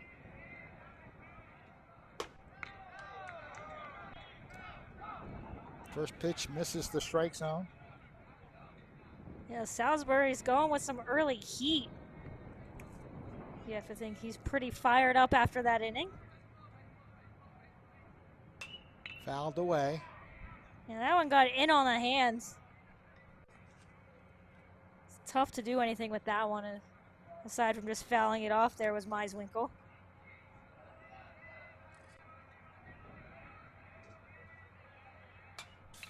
Another foul ball.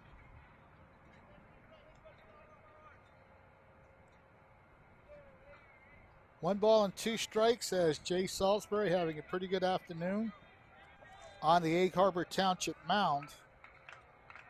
He's only given up 3 hits and 1 walk. Check that, 2 walks. Yeah, good eye there by Meiswinkle as that one came in on him. It'll be Matt Meiswinkle, Trevor Yeager, and Jacob Butcher, the first 3 batters for Millville. Breaking pitch sales outside. That just didn't drop enough. Because otherwise, yeah, that one is freezing Meiswinkle. As the breaking ball often is done in this game to the Millville batters. Salisbury has that pitch working more often than he hasn't. But a good job to battle here, Meiswinkle. He'll draw a walk. It's a runner on base for Millville. A leadoff walk by the Thunderbolts. That's how that 2nd inning started. They did get the 1 run. As we got a quick meeting at the mound after the leadoff walk. Trevor Yeager on the afternoon, 1 for 1 with a single. We'd like to make it 2 for 2. And I think he chased one there. Yeah, that was a little too high. A little antsy at the plate.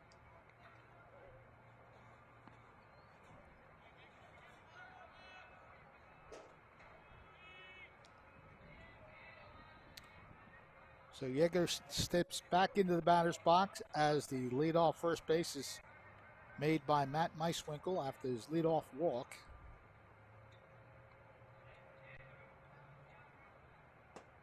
Yep, there's that breaking pitch. Now, Millville's not, for the most part, timing that pitch one bit. So Yeager is now in an 0-2 hole. I have a feeling Salisbury's going to try and get him to chase, and he does. That one was inside on Yeager. Couldn't lay off of that one. Strikeout number 2 in the game for Jay Salisbury. 1 out in the inning, and Jacob Butcher, the catcher, coming up to bat.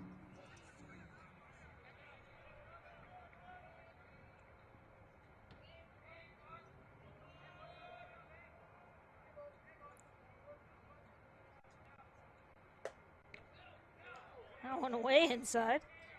Butcher laid down a sacrifice bunt his first time up.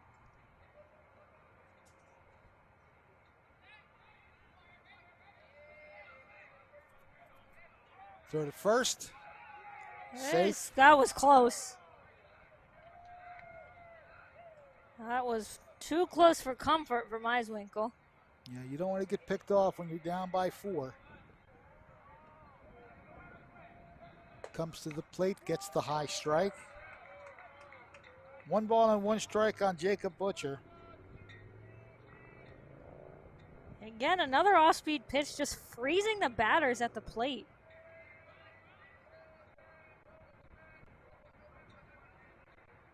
Throw to first. And I thought they had him. Wow, close. Meiswinkle is, and Salisbury's kind of bothered by that one. As it looked like he might have had Meiswinkle leaning too far, and we'll see if Meiswinkle is bold enough to take a bigger lead. Oh, nice piece of hitting the right field base hit.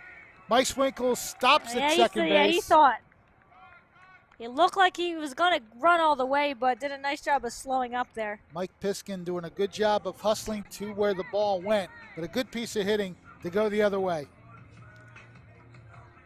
Perfectly placed, and I think, I don't know, I thought we were getting, yep, we are getting a pinch runner. I thought that's what Fimiani was indicating. And that's number 10, Brady Middlecoff. He'll come in to run. As obviously they want to get Butcher back in the dugout to start to get the equipment on.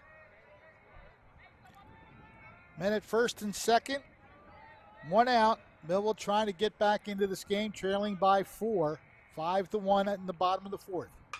That one's hit pretty well, but yanked way foul. That one might still be carrying.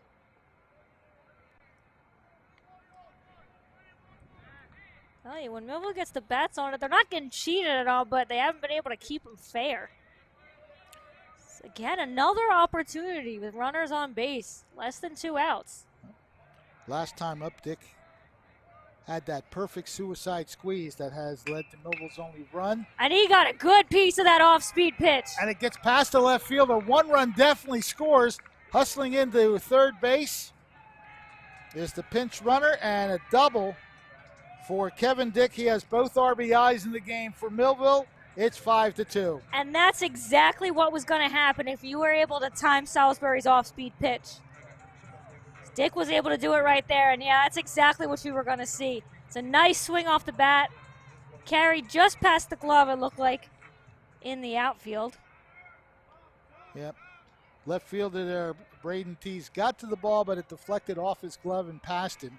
There's that shot, and watch these come in. Just couldn't get there to cut it off.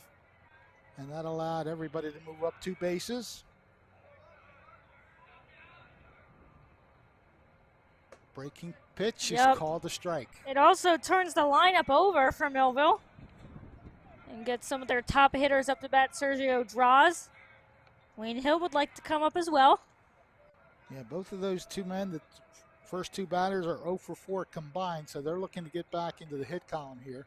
Swing and a miss. Draws didn't get cheated on that one. No, two quick strikes on Sergio Draws. Yeah, when you're not having a good day at the plate, you want to find any way, especially with runners, 2 runners in scoring position, you want to find a way to get at least one of them in any moment, as Draws is going to call time. But yeah, especially when you're not having a strong day at the plate, you want to find a way to make it happen when it counts. Really good chance for Millville to climb right back into this game. Sergio Draws wastes that pitch. or spoils it, if you will. Didn't waste it, spoiled it. Count is still 2 strikes. Yeah, if Pitch runner at third base. They can get Salisbury to throw a lot more pitches. Bouncing in, but good job of blocking the plate that time by Baranowitz. Yeah. Ryan did a good job of blocking that.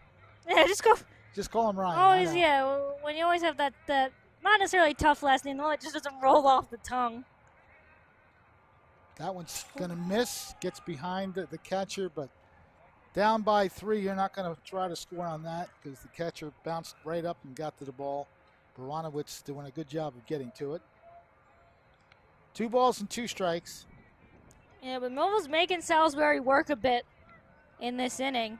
He said they've been able to get runners on almost every inning, but haven't been able to get them home. They've got 1 in this inning. Chop. Sure. Oh, that took a wild hop. The throw across is not caught. Yep. So Draws will be safe. Scoring on the play is the pinch runner. That's Brady Middlecoff. Brady Middlecoff, okay. And Salisbury let his frustration show there. He was not happy that play wasn't made. And we'll take a look here. Yeah, that took a really tough bounce on McLaughlin. We said coming into play for the injured Eagle. And yeah, high bounce. He had time, though. Just the throw. It looked like the first baseman just missed that. I don't think that touched the ground before he did. That's sure. Cameron Flukie. I'm not sure if it hit the ground before it got to Flukie's glove, but either way, Salisbury didn't hide the frustration on that one, that's for sure. But it keeps Millville in a good opportunity here with runners on the corners and Wayne Hill. Wayne Hill up to bat. Hill is 0 for 2. The center fielder has caught both of his fly balls, one right at him, another one more traditional fly ball. Yeah, Hill's definitely driving the ball well, but he'd like to carry just a little bit more past Velarde out there. Throw to first, Draws his back. And similar to Draws, this is the batter you want up if you're Millville.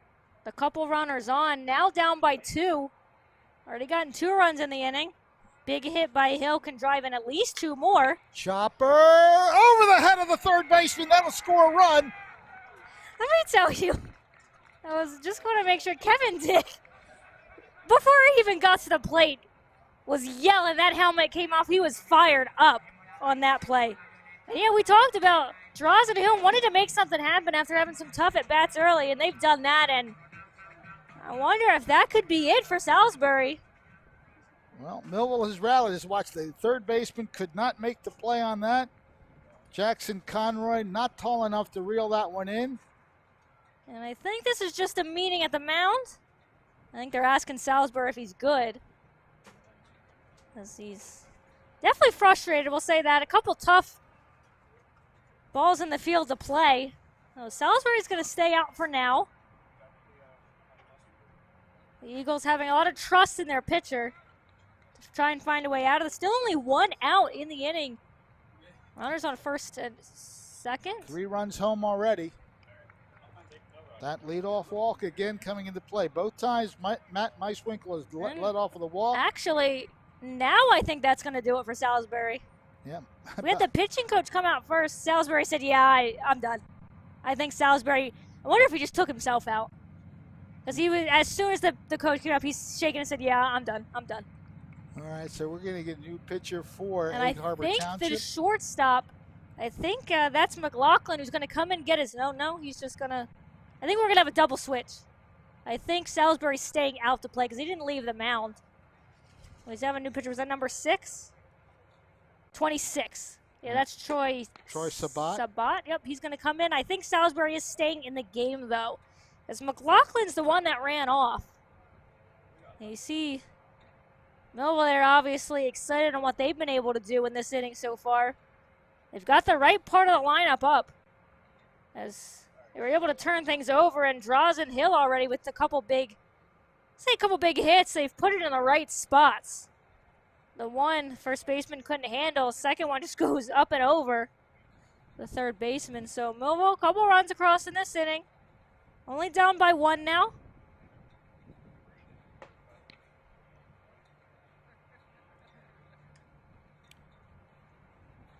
David Rodriguez and Connor Lacey are the next couple batters. Yeah, Millville's at the part of that lineup where they've got their power hitters coming. One swing of the bat can make this a different game. Millville doing a good job battling again like they did in the last game against Egg Harbor. And Egg Harbor put up 6 runs. Millville coming back with 2 in each of the 6th and 7th. Decided not to wait that long to make it happen. You want to try and get back in the game as early as you can. Playing another close one between these two teams. We'll see if Millville's able to get on the relief pitcher. Now, a good job from them to get Salisbury out of the game. He was cruising for a while, so their ability to get those tough hits, obviously a couple tough plays for the infield to make as well, but for them to knock Salisbury out of this game would go a long way for them. The bottom of the order again to get done. The leadoff walk, the single, the double by Kevin Dick, and an infield error. Technically, the first baseman couldn't reel in the potential out at first base. That would have been the second out. It would not have been the last out. And then Wayne Hill delivering that chopper over the third baseman's head. First and second, 1 out.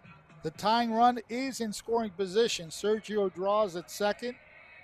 Wayne Hill at first. Yep, and again, the right guy's up to bat. Good eye by Rodriguez to lead off the at-bat.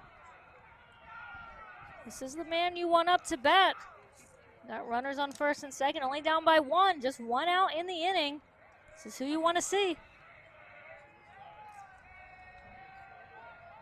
Troy Sabat, the reliever.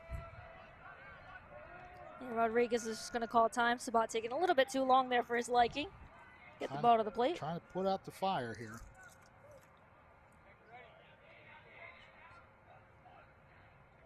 Millville would like to turn this from a deficit to a lead.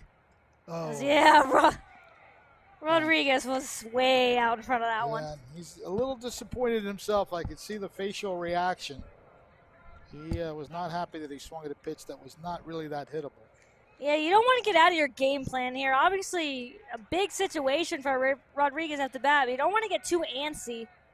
You want to swing at what you like. It's easy to lay off that one when that was nowhere near the plate.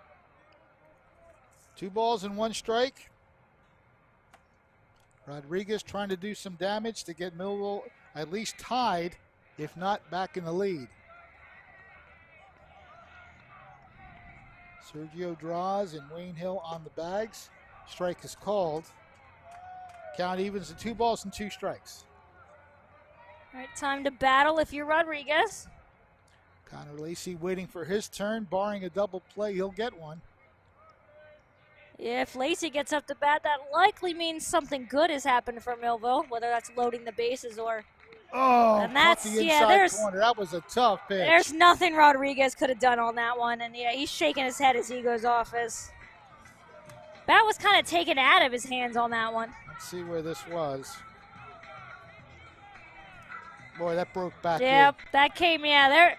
That's a tough one, and Rodriguez is, I'd say, rightfully frustrated, but there was nothing he was going to do on that pitch. So big opportunity for Lacey. Looks at ball 1. Now 2 outs. Runner still on first and second here. 3 runs in the inning already for Millville. They want to make it more.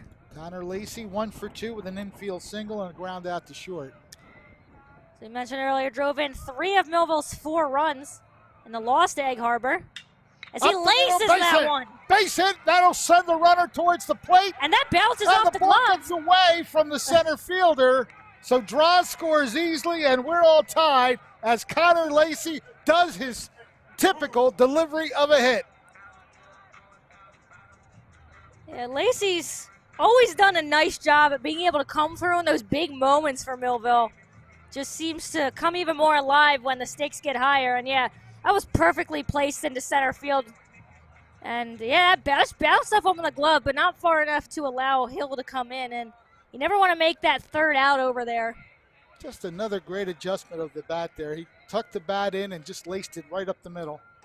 And that was the swing there by Mulherron.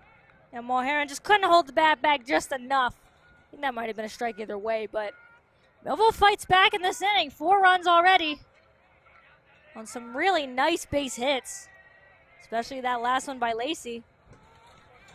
2 quick strikes here.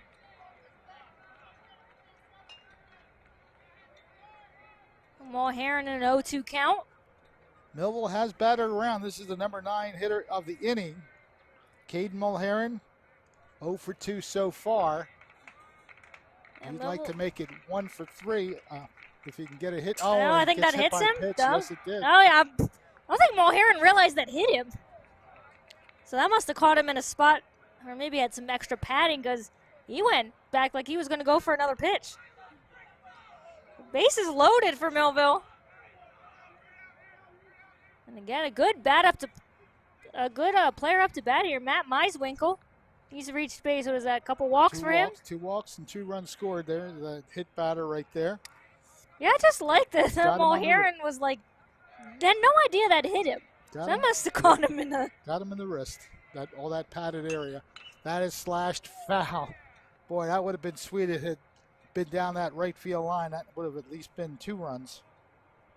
Yes, Lacey was already on third base. Likely he would have come in on that.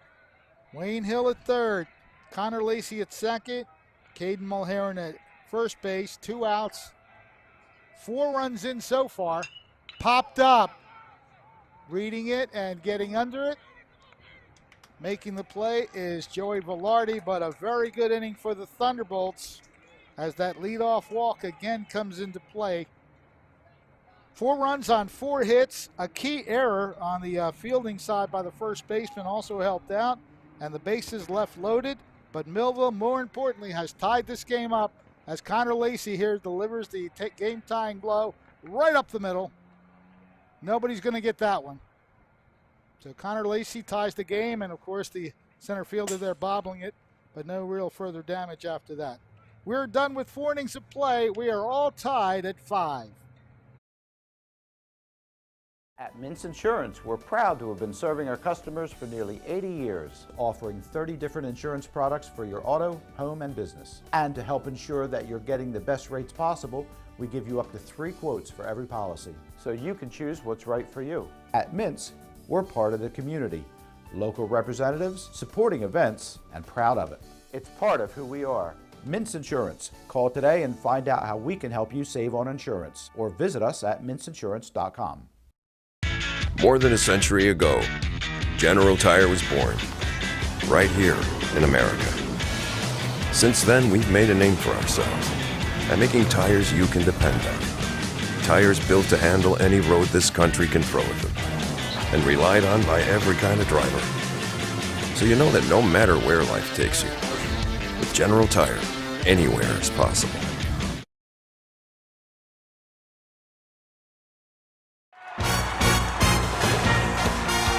High school baseball. It's live on Twin Broadcasting.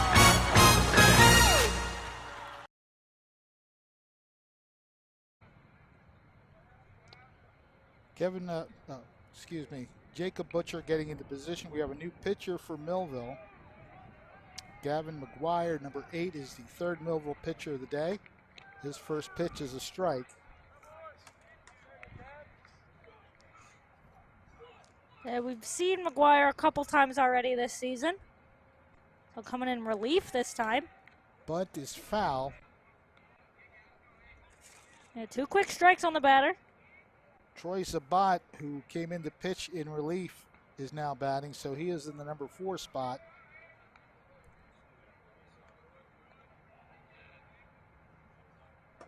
And yeah, he went out enough for that.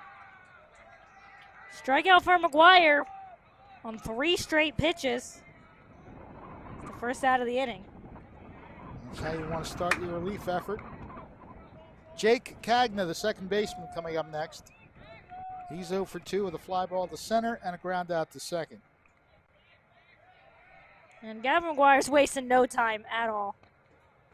And he gets the call. Oh. If you look at there, the at bat before that, yeah, Sabat just couldn't hold back enough on it. But McGuire's doing quick work here. He's coming out firing. Couldn't quite get that one. Did throw 4 straight strikes to start the inning. Might have got a little fortune on the strike call in this at-bat, but yeah, he's immediately ready as soon as he gets the ball back. He pretty much wants to go right into the windup. Well, doesn't let the batter get comfortable, and then that one sails outside. 2 balls and 1 strike on Jake Cagna. Yeah, Butcher tried to hold that one there, tried to frame it a little bit, but just a bit off the corner. And yeah, again, McGuire says, get in the box, I'm ready to pitch. Grounded, foul. That one almost stayed in the line. Count goes even at 2-2. And I do believe we need some more baseballs. Yep. The umpire said that's the last one. And both teams fouling off a lot of pitches in this game. Putting up quite a few good at-bats, both sides. 2-2 offering. It's called the strike on the outside corner. Not sure Jake Cagna agreed with it, but he's walking away. And McGuire came ready to pitch. Millville getting the 4 runs in the bottom of the 4th to tie this one. McGuire said, I'm going to keep it right here. That'll bring up Mike Piskin. 0 for 1 on the day with a walk and a run scored. Yeah, McGuire's firing heat. That one just didn't come up.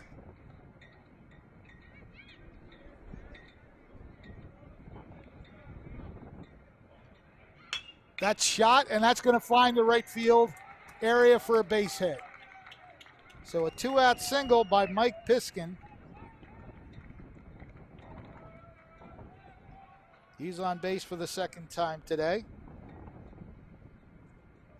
Peyton Smith, the batter, the DH for the Eagles, as there you see the ball squirt to right field. Yeah, just a nice place ball there. It was just outside of the reach of Mineswinkle.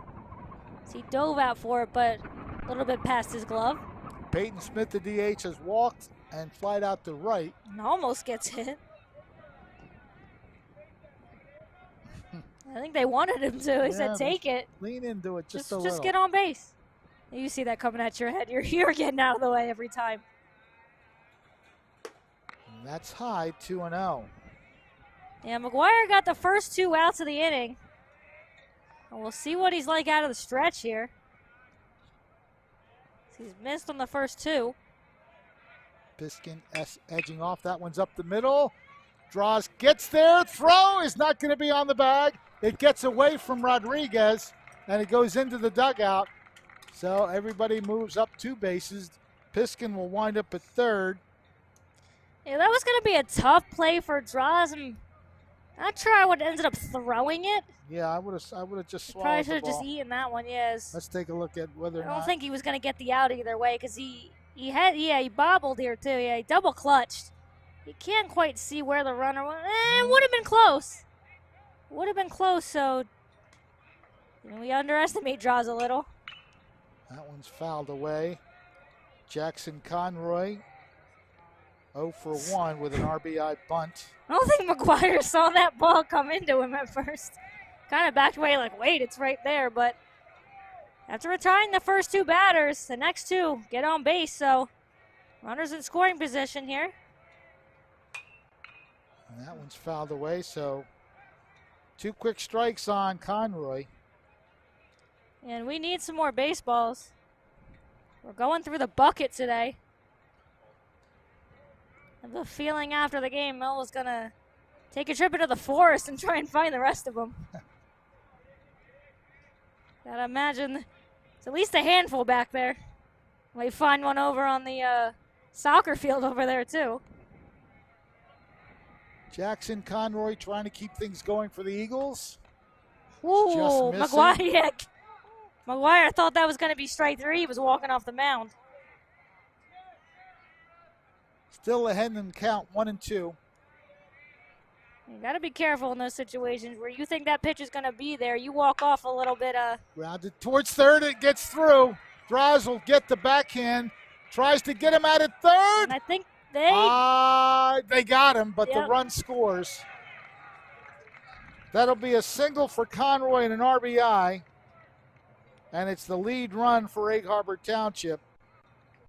They get 3 straight hits in the inning to get that 1 run, 1 error, and 1 man left. Technically, yeah, they're the runner at third. Technically, it's one man left. But Egg Harbor rallies back, a 2-out rally to be truthful. And that one run has the lead back in Egg Harbor's possession, 6-5, as we head to the bottom of the 5th. Thunderbolt Area Federal Credit Union is your hometown team for banking. We offer banking which is small town focused and customer based. We know you and we are for you. Thunderbolt Area Federal Credit Union is a nonprofit and federally insured. Solid as a Thunderbolt airplane, we are your team. Thunderbolt Area Federal Credit Union, 1601 Cedar Street. Hi, I'm Bob Millard, President of Thunderbolt Area Federal Credit Union. Come see us and experience banking as it used to be.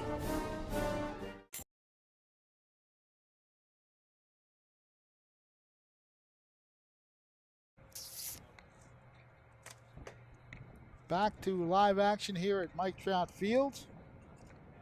Second inning of work. That is Sabat, Troy Sabat. Came in relief of Salisbury. He's now the pitcher of record if Egg Harbor is able to hold on. But Millville still has a couple opportunities here. Bottom of the 5th. First pitch is a strike. Yeah, Yeager would like to make up for that play. Up to bat. Just wasn't able to get the glove on it. Allowed the go-ahead run to score. They didn't get the out at third, but he'd like to make up for it here. 1 ball and 1 strike on Trevor Yeager. 1 for 2. Single and a strikeout. Bottom of the order for Millville. Check this swing. And the pitch is called a ball. Yeah, you want to find a way, if you can, if you're Millville, to turn this lineup over. So it likely means if you can get up to draws, you probably have tied this game. Yeager gets a good swing on it, but right at the third baseman. And that play is made. Jackson Conroy with the throw across to Cameron Flukie for out number 1. It was the bottom of the order that got that rally started last inning for Millville. Allowed them to briefly tie the game.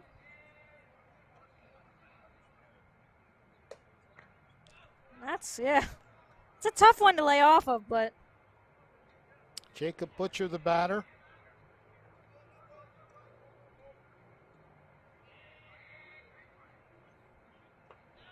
Two and 0 the count. Yep, as Femiani says over there, gotta love it. Don't chase it. Butcher doing a good job here, up 2-0 in the count. 2-0 pitch on the way. Foul ball. He got that off the end of the bat. Was just a little ahead of that one.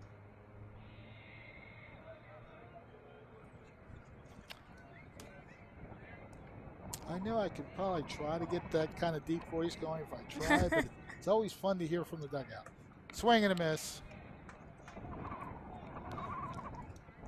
2-2 the count now.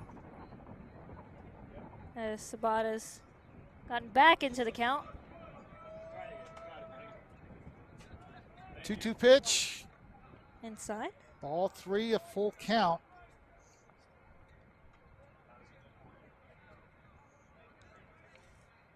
That 3-2 count, 1 out in the inning. Butcher's batted twice with a sacrifice bunt and a single, scored a run. And that Millville dugout would like to get excited again. Fouled away. Another one out of play. Usually had a count on these lost balls at this point. Once again, you're watching Millville Baseball here on Quinn Broadcasting Facebook Live. Ooh. Quinn Broadcasting YouTube Live and on Channel 22. We want to welcome in Logan Musey, who says, "Go Bolts." Well, I don't know how you take that one if you're Butcher. You just left your fate up here in the umpire's hands. You take a look here, and that was outside, but sometimes you never know. When the catcher pulls it in, you're going to get the call Baranowitz doing a good job of trying to frame it. Didn't get it that time.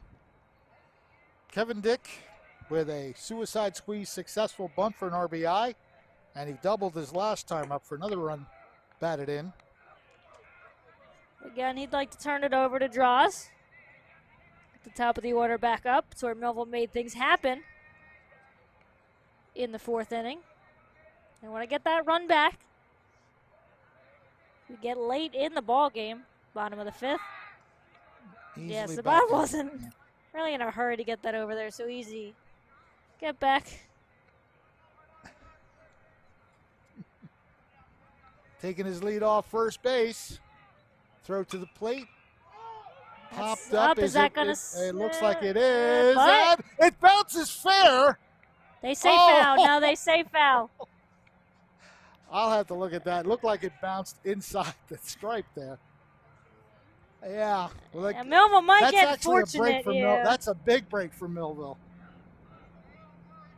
I'd have to look at it again. It looked like it bounced into play, but it's not going to go that way. So that would have been an easy double play. Well, no, the runner might have got to first, and doesn't matter. Oh, well, that's the second strike. 1 ball, 2 strikes on Kevin Dick. 1 out, 1 on here in the bottom of the 5th. 6-5 Egg Harbor Township. Jacob Butcher at first base. Actually, that's a pinch runner. Is it? Okay. Never saw that. That's again Brady Middlecoff. He got fooled on those last 2 pitches. Yeah, Middlecoff came in to run at some point. Didn't quite catch that one, but again, pinch running there for the catcher, Jacob Butcher. Lineup does turn over for Draws, but 2 outs in the inning. Gonna have to get hits to make anything happen. Got no room for error. In the hole. That's gonna be a base hit. Yeah, he put it where no one was. A really nice at bat, and Draws was ready to hit right away. It's aggressive hitting there by him. Single to left field. Moving up to second base is the pinch runner. Good piece of hitting by Sergio Draws. Put it where nobody could get it. And Wayne Hill with an opportunity. Runners on first and second. 2 outs in the inning. Hill is 1 for 3 with a single and an RBI. Millville wants to get that tying run back. The ball gets away. Strike is called, but that will move both base runners up. Yeah, and I think Fimiani's like, was that a strike? Well, he called it. Yeah, I think Fimiani was getting confirmation that that was called a strike. It was. All right, so who's the pinch runner here? So Brady Middlecoff. Middlecoff pinches. We'll take a look here. Yeah, that one was in the zone. That was a strike. That's just a pass ball by the catcher. It went off. Looked like it went off his wrist. Fouled off, and play made by her. Well, not made by Rodriguez. Actually dropped it. Once again, we thank everybody for watching here on Quinn Broadcasting. We say hello to our good friend Mike Latour, Thunderbolt head basketball coach, saying, "Let's go Bolts." Foul ball by Wayne Hill. Nothing like having a director that reminds you of some of the calls you've made over your career.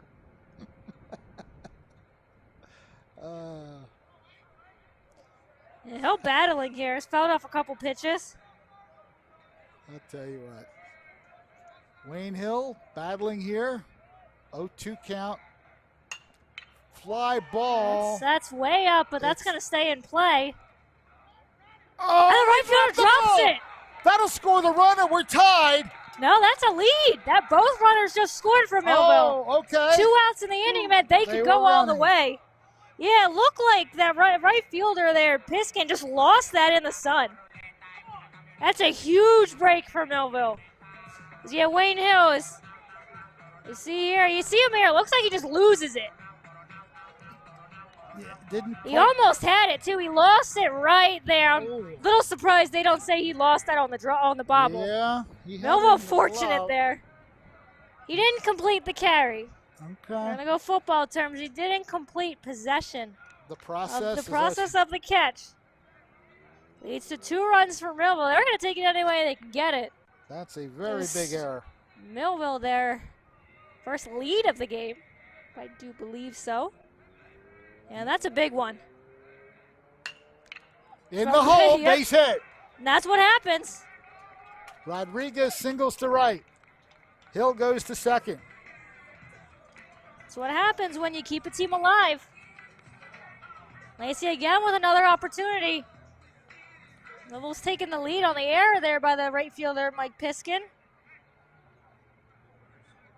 As Baranowitz is saying, let's go. Let's get out of this. So Connor Lacey again comes up with runners in scoring position. He's 2 for 3 with an RBI.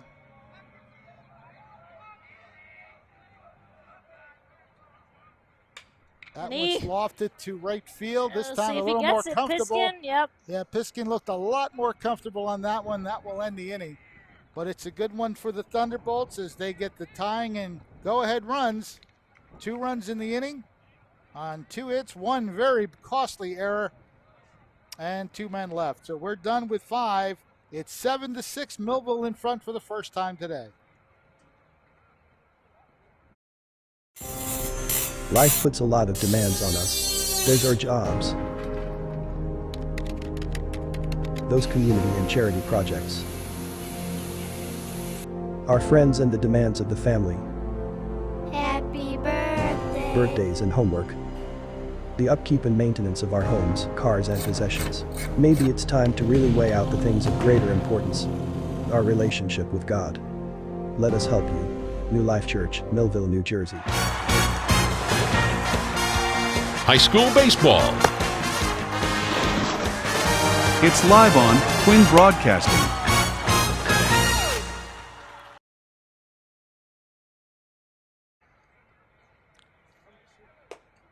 Millville with a 7-6 lead. Their other lead in the game, as was pointed out by our crack director here. What's the top-notch director? Reminded us that it was 1-0 Millville after 2 innings. That's one word for So it. they're leading for the second time today. But again, they're just being very persistent now. They got a big break on the error that led to the 2 runs in the bottom of the 5th, but they are in front. And McGuire out for another inning of work. Retired the first 2 batters he saw, both via the strikeout. 3 straight hits allowed the Eagles to come back in front. But again, as you mentioned, Millville persistent.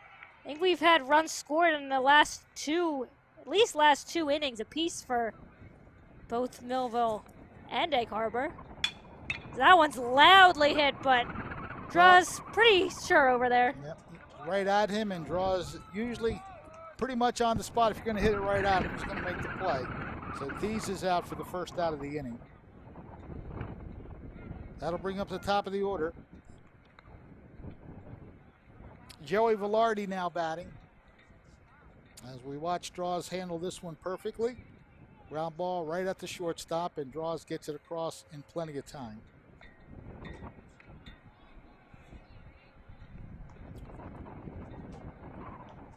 So far in the day for the leadoff man in the lineup, Velarde's been hit by a pitch twice and walked, so he is 0 for 0 officially, but he's been on base 3 times and has scored a run. One ball, 1 strike. McGuire trying to make quick work of these Eagles batters. Bounced that pitch in, unfortunately. 2-1.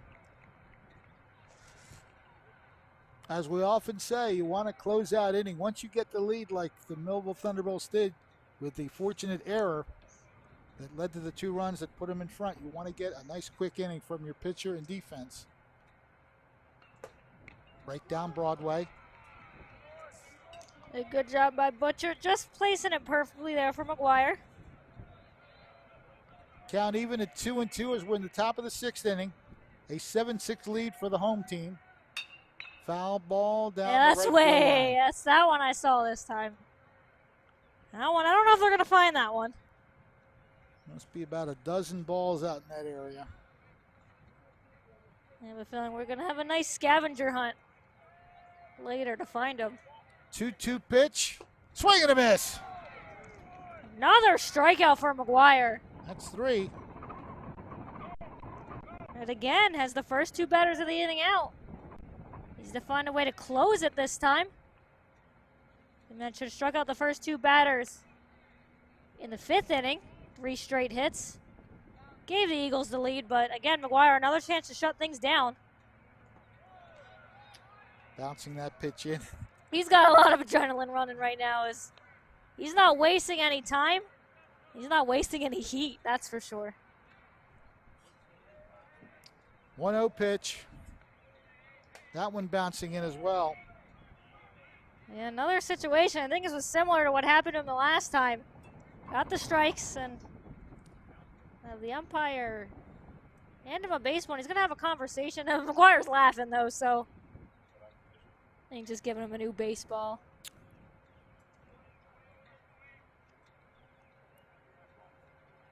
Yeah, first 2 outs, but again, 2-0 on the batter here. Similar to what happened to McGuire in the last inning. He'd like to change his fortunes here. McGuire's pitch. Nah, he did. He committed. I agree with the umpire on that. And able to lay off that one. 2-1 the count. 2 outs. Jay Salisbury trying to keep this inning going. He's doubled and walked twice. 3-1 the count.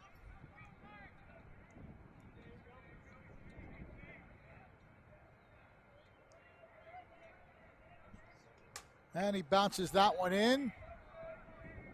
It'll be a walk for Salisbury. He has been on base all 4 times. 3 walks and a double.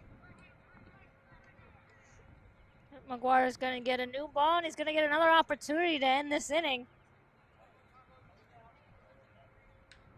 Part of the lineup up, but that could be it for McGuire. So it's Fimiani. I think, no, is that the pitching coach? Hard to tell from here. I do believe that is one of the other coaches. Just talking to McGuire. Well, at the very least, reminding there's 2 outs. Concentrate on the batter, and let's get out of this inning. If you don't want to face the same exact situation you faced in the 5th inning, which was those 2 outs and then 3 straight hits. Again, McGuire, another opportunity, but part of the lineup coming up here for the Eagles. This is Cameron Flukie. Just to keep it alive. The number 3 hitter, 0 for 2 with a sacrifice RBI. Sacrifice fly to center and 2 looking strikeouts. Oh, McGuire already 1 strike. He'd like to make it 3 strikeouts on Flukie. His would be McGuire's 4th since coming in relief. Bouncing that one outside. Good job, yep. Good scoop. Good job by Butcher to keep that in front. Pass balls have been an issue. You take a look at Salisbury on first, as you mentioned, on base every at bat he's had today. Not the pitcher anymore, but still not a guy you want to put on base every time he's up. Missing off the plate, 2-1. Yeah, again, McGuire just having trouble putting out the 3rd out of the inning.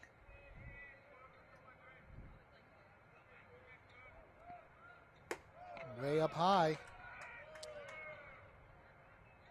Now that's going to back Flukie off the plate a little, but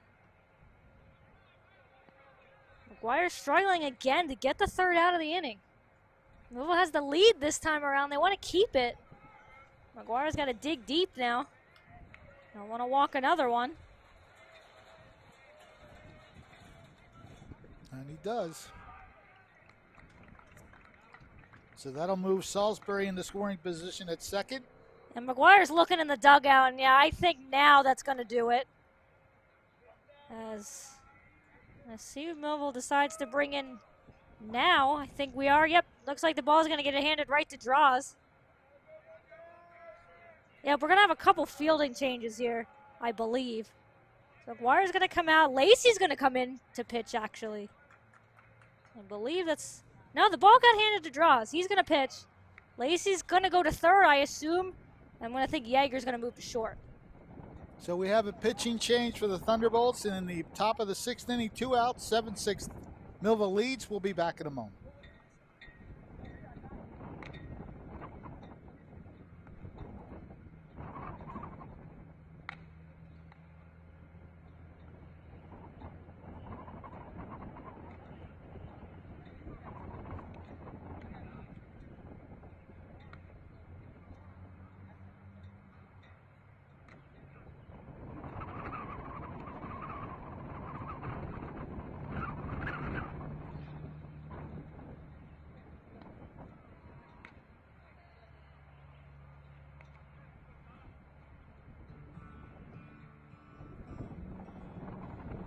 I thought they were just going to bring in Connor to pitch.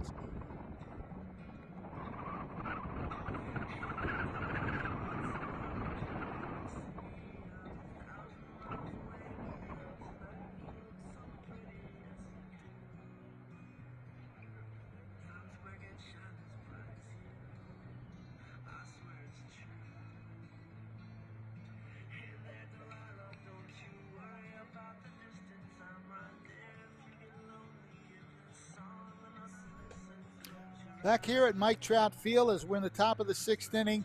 2 runners on base for Egg Harbor Township and 2 outs. The new pitcher is Sergio Draws, and what that will do is now the DH for Millville is eliminated because Connor Lacey is now playing at third base. McGuire moved from third base to shortstop as the shortstop came in to That's Trevor pitch. Yeager. Trevor Yeager. McGuire was the pitcher. We got a couple fielding changes, really. It's all Millville just did there. Draws comes in to throw. Lacey goes to third, Yeager to short. McGuire out of the game, and as you mentioned, eliminates the DH now for Millville. But regardless, it's going to be up to Draws to get out of this. So runner on second's bouncing back and forth. Catches the corner. Tell you, that Salisbury on second was bouncing back and forth over there. We'll have to keep an eye on him. Yeah, both runners with big leads, but they're not really being... Well, Salisbury's being held on a little bit. That one's hit pretty well to center field. Wayne Hill going back and did he make the catch? Yeah, he made it, yep. Yes, he did.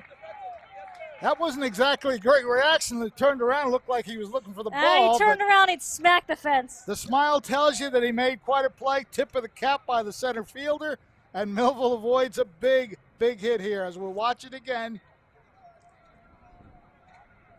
Not sure if this was a pinch hit or not. Yeah, I didn't catch the... I didn't catch the number, but I don't think it was Sabat. 15? We'll get the name, but No, Wayne Hill doing a great job of you tracking see it. right here, he smacks the fence, yeah. Okay. Smacks the fence, fixes the cap. Yeah, that smile said it all. I think somebody was back there. That's what happened.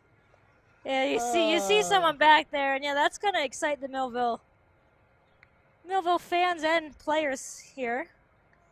So that we're was gonna Dom DeGraw, the pinch hitter, by the way. Yeah, Millville avoids giving up some big hits there. They take the 7-6 lead to the bottom of the 6th. We'll be right back.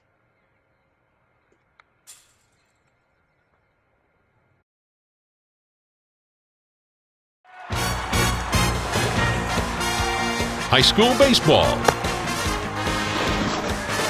It's live on Twin Broadcasting.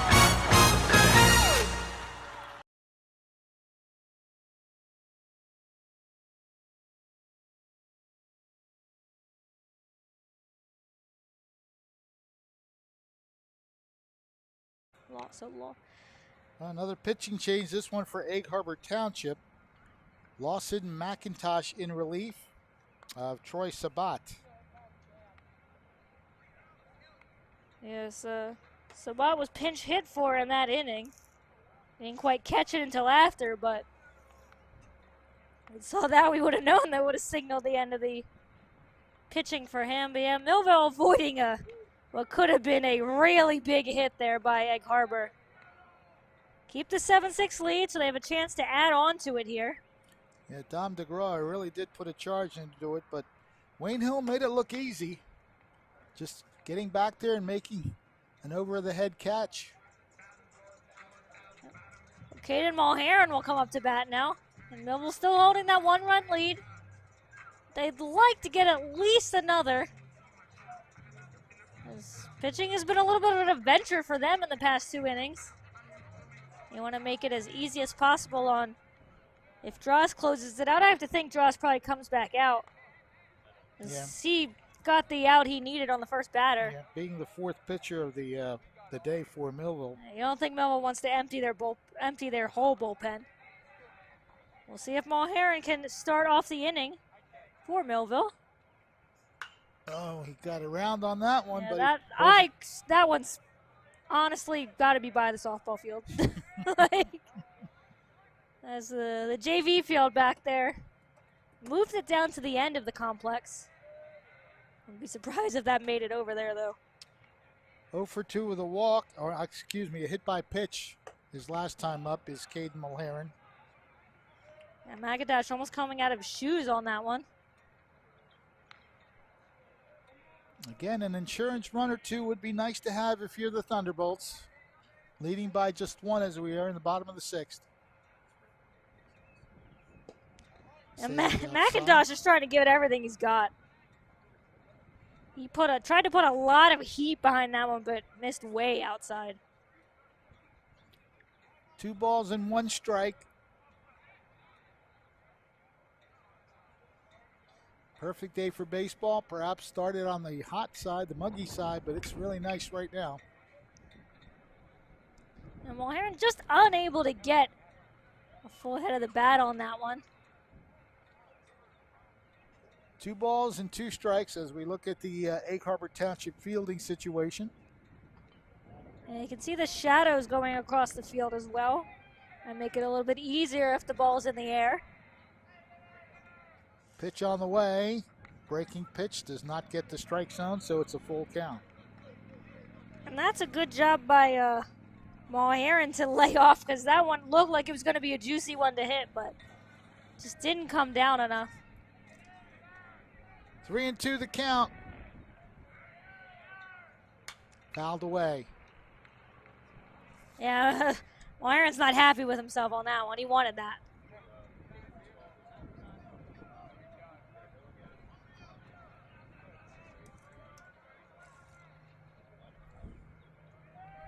So you see Matt Meiswinkle waiting for his turn up to bat.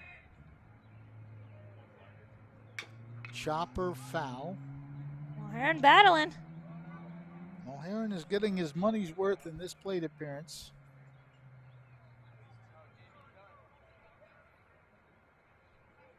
Yeah, you can see some of the Thunderbolts looking for Yeah, they're some of the trying to balls. find those baseballs, yeah. That was Cole Mulheron. Yeah, that one, yep. Mulheron's not happy because he knew that was a perfectly placed ball. Froze him. Yes. And you can hear how much that fired up the Eagles bench. And you see that right there, just that. Had plenty of movement on it, yeah. You see Mulheron tap the plate in frustration. He had put up a good bat prior to that, but just got frozen on the off speed. Meiswinkle, his first two times up was the leadoff batter, and both times he walked and scored. Like to keep that trend going. He fouls off the first one. It's been good for him anytime he gets on base. It usually means a run's coming around for Millville, so Meiswinkle will get on. They want to hope third time's the charm as well. They'd like an insurance run or two. McIntosh ready with the 0-1 pitch. Grounded to second. That's under the glove. Oh! Yeah. I don't know if he Another misplayed base, that. another base. We'll take a look on it. Yeah, it looked like he It misplayed could end up it being tonight. another error on. That'd be Cagna. Unable to come up with that one. Well, We'll see how close he was to it. It was in his area. Yeah, maybe out of reach. Not by much. still a nice placed ball either way. Yeah, we'll be charitable there. He had to run towards it, so we'll give it a hit. So Meiswinkle perfect on the day, 1 for 1 with 2 walks, 2 runs scored. There he is at first base once again. Trevor Yeager, 1 for 3 on the day with a single.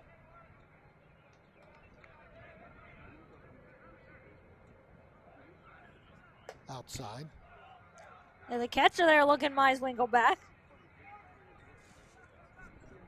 As McIntosh isn't giving him any thought over there, but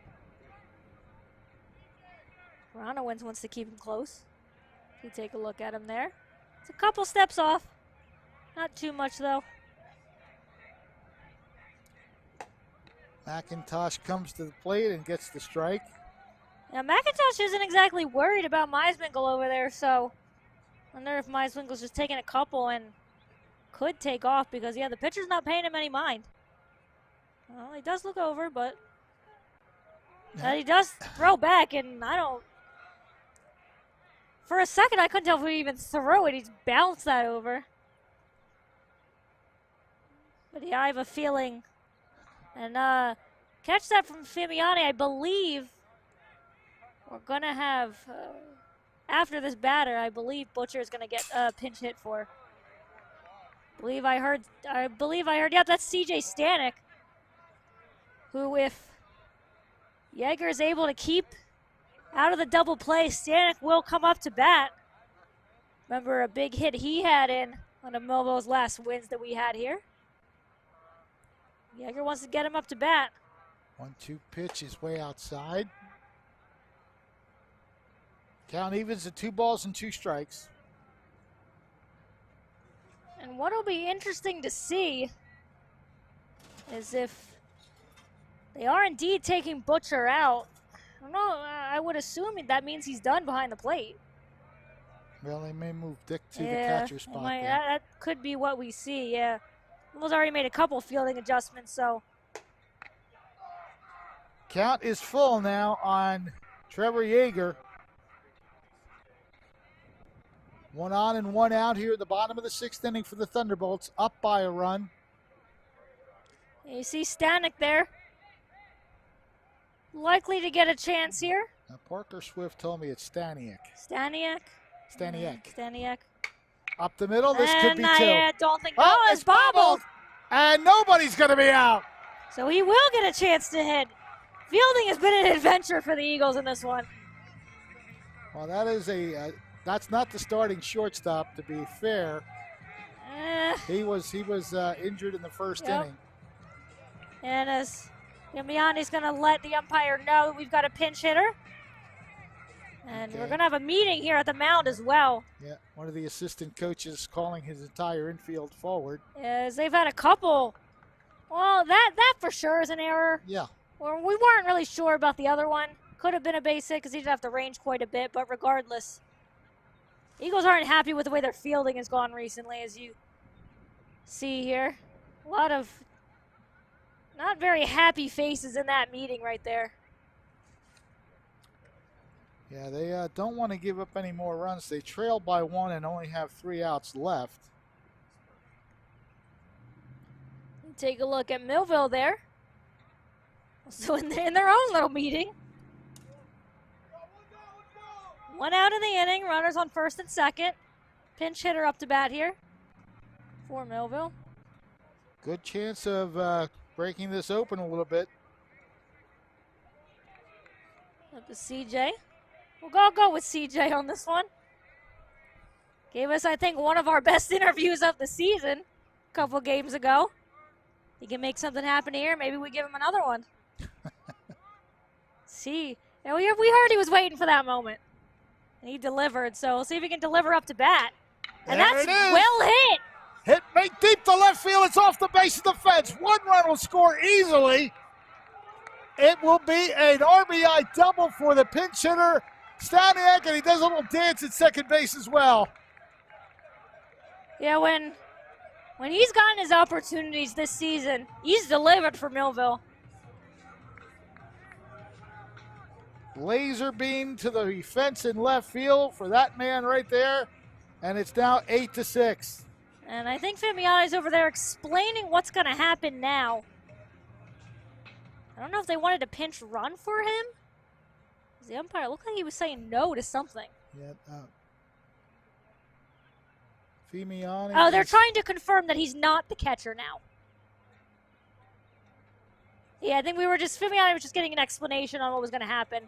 The umpire was confirming that Staniak was not going to be the catcher.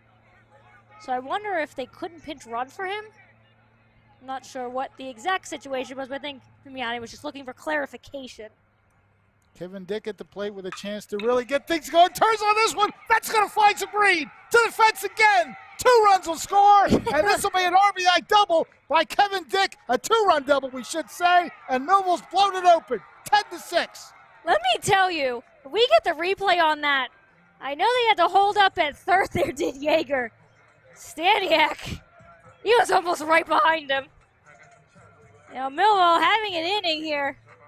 Oh, there was no doubt that was going to find the dirt or the grass. Yeah, we'll take a look here. I want to see if we can catch Staniak. Again, another great piece. He reached inside and swung it and let it go to the fence in left field. Another great at bat. And still only 1 out in the inning for Millville. Top of the order up now. Oh, we got to know dirty ball on that one. Does that one hit the ground? Millville's got a lot to cheer about right now. Back-to-back doubles, a single, and a fielding error have led to 3 runs. Yep. Wayne Hill would like a chance to bat. He might just get one. There's only 1 out. Draws, hits it deep to the gap. Drives it. It's going to go. It's out of here.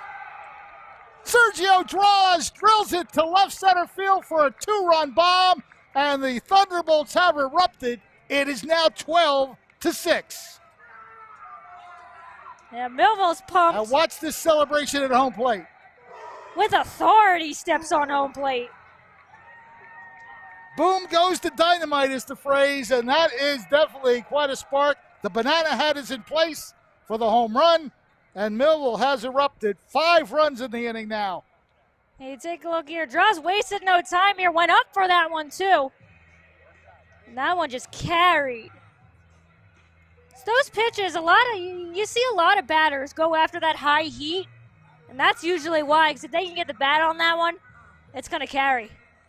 A 2-run homer for Sergio Draws. So that error that we can't assume a double play might have ended the inning. Instead, 4 runs are across. Since then, we've had a double, and a home run. Now, Millville took a while for them to get something going, and they'd got a lot of runners on base early in the game. We're stranding them, but they've decided enough is enough. We're going to get these guys home. 1-0 on Wayne Hill, who made a key catch in the top of this inning. Looks at ball 2.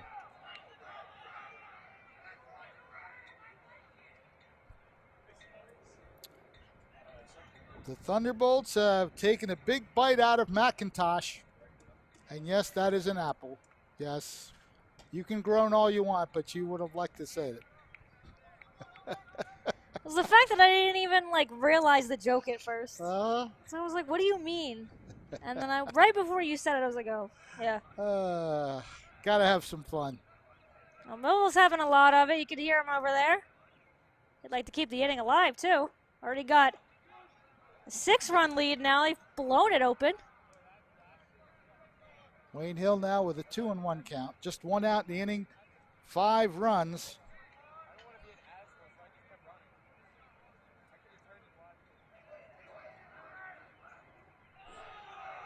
Ball missing, so it's 3-1. And we've got some barking over there in the Millville dugout, the literal barking. Hill's done a nice job here, 3-1 the count. Well, those guys right there know they lost a tough game at Egg Harbor Township, and now they come back with an explosive 3 innings now. They were up 1-0 early. Egg Harbor Township rallied and got a 5-1 lead. Millville came back to tie the game. Egg Harbor with a run to take a brief lead. Millville has come alive with a 5 spot following a 2 spot. Hill draws the walk. David Rodriguez steps in. That's a tough strike.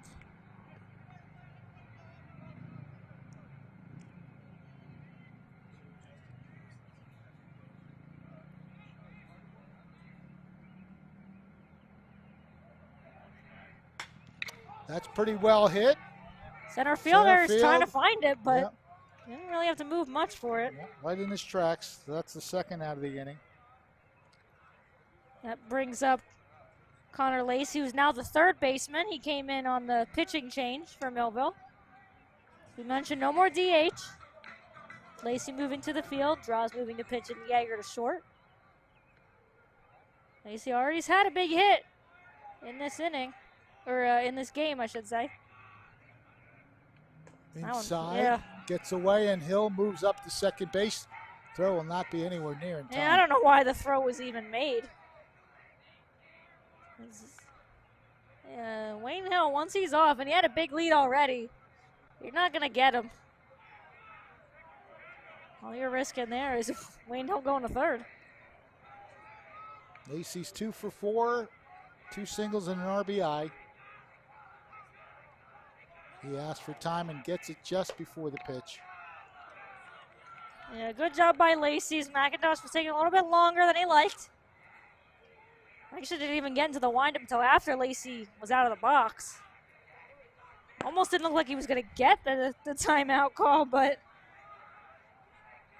yeah, we got some love for CJ in the comments there. Yep. Huge pinch hit for him. Amy Staniak, woohoo, CJ. With 4 exclamation or 5 exclamation points. Hey, yeah. Many exclamations for as many runs as Millville's put across in this inning. There you go. 2-0 count. Connor Lacey in the batter's box. Wayne Hill taking his lead off second. Little looper towards left. And that is going to be caught. So Thieves with the catch, but another big inning for the Thunderbolts, capped off by a long home run by Sergio Draws. Here it is. That one capping a 5-run rally. There she goes over the left center field fence, capping a 5-run rally for the Thunderbolts. They got 4 hits in the inning, 1 walk, and of course 1 very key error as well that we need to mention in the middle of that rally.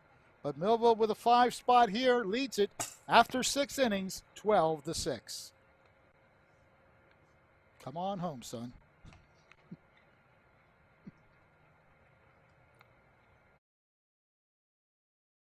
Imagine living without pain. For over 35 years, Doctors Beebe and Doyle have helped thousands of people find relief from all types of pain. Millville Chiropractic Center has 4 doctors on staff specializing in hands-on or light-touch, drug-free pain relief methods. The examination, x-rays, therapies, and adjustments are all performed at one location. Schedule a consultation today. Enjoy life without pain and discomfort. Millville Chiropractic Center, the area's #1 pain relief center.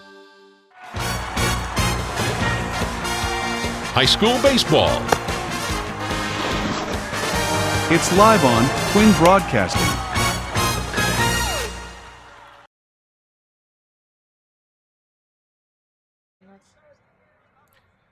So Millville with a 6-run lead as we head to the top of the 7th. That may be the final inning, as we suspected. Is that Kevin Dick that's now behind the plate? I do believe that should be. We're going to get the number here. I knew he'd turn the wrong way. I knew he would turn the wrong way. And, of course, the back of the catcher's equipment covers that number. We're going to assume because Butcher that's Kevin Dick coming in. Butcher was taken out for the pinch hitter, right? Yeah, that's why CJ came up to bat. So one would assume I'm trying to catch that number. Actually, that still looks like a 3. I think Butcher's still in this game. Okay. It's either, I can't tell. The equipment's covering that, but it looks like it's looping.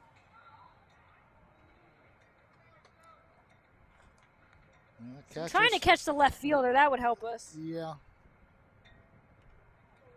Yeah, looks like Dick is I do believe Kevin Dick is still in left field, and I guess they did Butcher is still in, I guess. Sure there's a re-entry. Yeah, it's a 3. Yeah. Yeah, Butcher's back in the game. Yeah, I was kind of wondering if Millville, if you were able to do that, that was probably what Millville was going to do, was just... Yeah, re-enter. So Butcher is the catcher. That's the thing about high school baseball rules. Some of them, I have no idea. The draws out there. His 2nd inning of work. Off the big home run. That one just fouled off. This, I believe, is a pinch hitter Yeah, as this well. is number 10, Jordan Nunez. Nunez, yeah. The Eagles are going to empty the bench, most likely. They've got nothing to lose at this point except the game, of course. And, yeah, that one. A beautiful pitch there by Dross. I got him, too. Yeah, he got cornered. I got the jokes, too. And another pinch hitter, 22 for 24. Let's see, it's... Ryan. Wait, he was already in... the DH. Who was DHing? Peyton Smith. No, was so the Ryan, yeah, he's entering the game. He was the one that, oh no, 42. I was going to say, that's Robert Brown. I thought he said 22. He did say 22. But that's actually 42. Robert Brown coming in. Again, we mentioned Eagles are going to empty the bench here. This game's likely out of reach for them. So they're just going to give some other batters a chance here. Never know, but you want to get some other guys up to bat here in the 6-run deficit. As that one hits him, yeah, you heard that one from up here. So he's just going to take his walk. Get on any way you can. Yeah, that's the tough way to get on base. Now that is Baranowitz batting now. So, yep, he just said it. He told the umpire we're killing the DH. So he's going to bat now. Peyton Smith was the DH, but they're going to give Baranowitz a chance to hit here. The Eagles doing anything they can to try and crawl back in. One out in the inning so far, runner on first. Baranowitz takes a big cut on that one.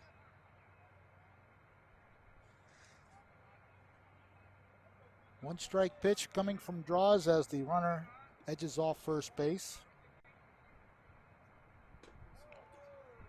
1 ball, 1 strike.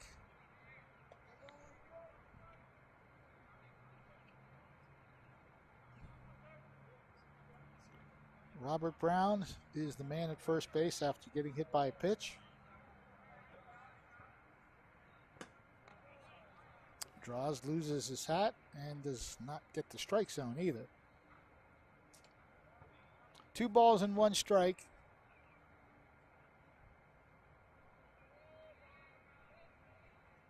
Draws takes a quick peek at first base. And that pitch bounces in, and that will allow Brown to scoot to second base. Wild pitch.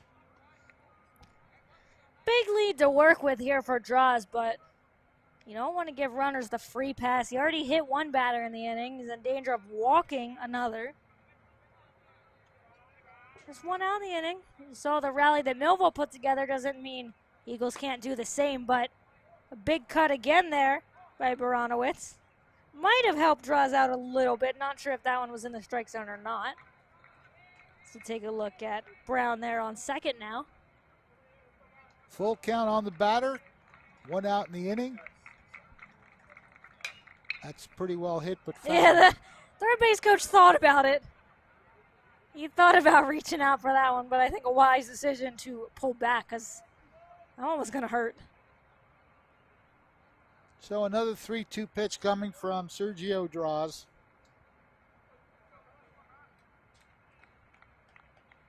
Oh, yep, right there. Yep, right down Broad Street. 2 outs in the inning, both by strikeouts. And the last hope for the Eagles not coming to the plate. That is Jackson Conroy. Had to make sure we didn't have another pinch hitter there. We didn't get a good look thanks to the runner being that away. one, that's carrying. Carrying pretty well, and that's one gone. Is gone. Home run for Jackson Conroy. So the Eagles do get 2. That gets them back in it. It is now 12-8. 2-run home run by Jackson Conroy. The Eagles aren't going to go down quietly. As Carter Nixon is going to step to the plate. Now it's another pinch hitter for the Eagles. Yep, 3 for 15, batting for Braden Thies, all of the above. Did Nixon pinch run earlier? Nixon did pinch run, yes. He was a pinch runner. Now he's going to be a batter. Okay. He wants to keep this game alive for the Eagles. 2 outs in the inning. You didn't think that was a ball? That bench over there sure you let it have it as we take a look at some of the crowd over here as we know a couple of those people. Yeah, Kiko and Mark, there they go. They are now officially on TV. They're out here supporting Connor and the Millville baseball team, of course. 2-0 count, and that one's popped up out of play. I'd like to celebrate a Millville win just as much as this team would. Millville erupted for those 5 runs, but Eagles aren't done just yet. The 2-run home run brings us to a 12-8 game. 2 outs in the inning.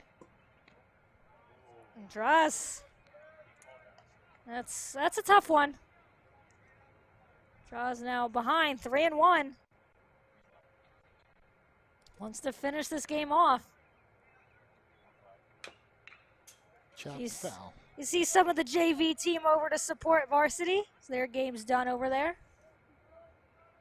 They'd also like to celebrate a win over here. You see one of our cameramen up there. That wouldn't be me up there. You couldn't catch me on top of the dugout. That's Jackson. Up there. And we got our other one. Yep. You guys are braver than I am. I'll say that. I know you can't hear me, but you are much braver than I am being up there. Count is full. 2 outs. Inside out swing. Is it going to stay in? Rodriguez says so. And the Thunderbolts come away with a big win to avenge the loss of the other day. A 6-4 loss a couple days ago. Today, different story. Lots of rallies, a couple of defensive lapses by the Eagles helping out, but Millville did put a charge into several balls today. A home run by Droz, a home run. Was there just one home run by Millville? I think there was just one. Yep, just one home run for Millville. Several doubles and a lot of big hits for the Thunderbolts as they come away with a big victory. A 5-run rally definitely puts this one away. A 6-run lead, and Egg Harbor could only manage to get 2 more runs in the top of the 7th. So the Thunderbolts come away with the victory. 12-8 is the final over Egg Harbor Township. The 2 teams, of course, doing these sportsmanship handshakes at the end of the game. We'll total up the numbers and be back with a few post-game activities right after these words.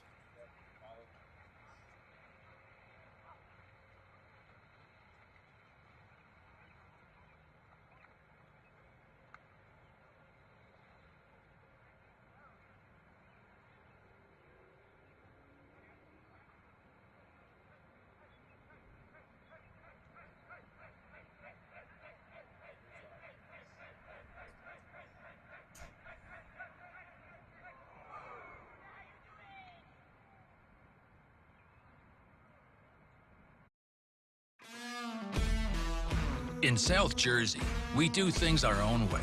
We say things out loud, face things head on, and never back down. And that's how we fight cancer. With the most advanced diagnostics, leading-edge technology, and a team of doctors who know how to treat your cancer. And most importantly, we do it right here at the Frank and Edith Scarpa Cancer Center, Vineland, and the Leading Edge Cancer Center, Mullica Hill. Eyes. Everybody has them. They allow us to see the world around us. They also allow us to see the world within you. They express happiness,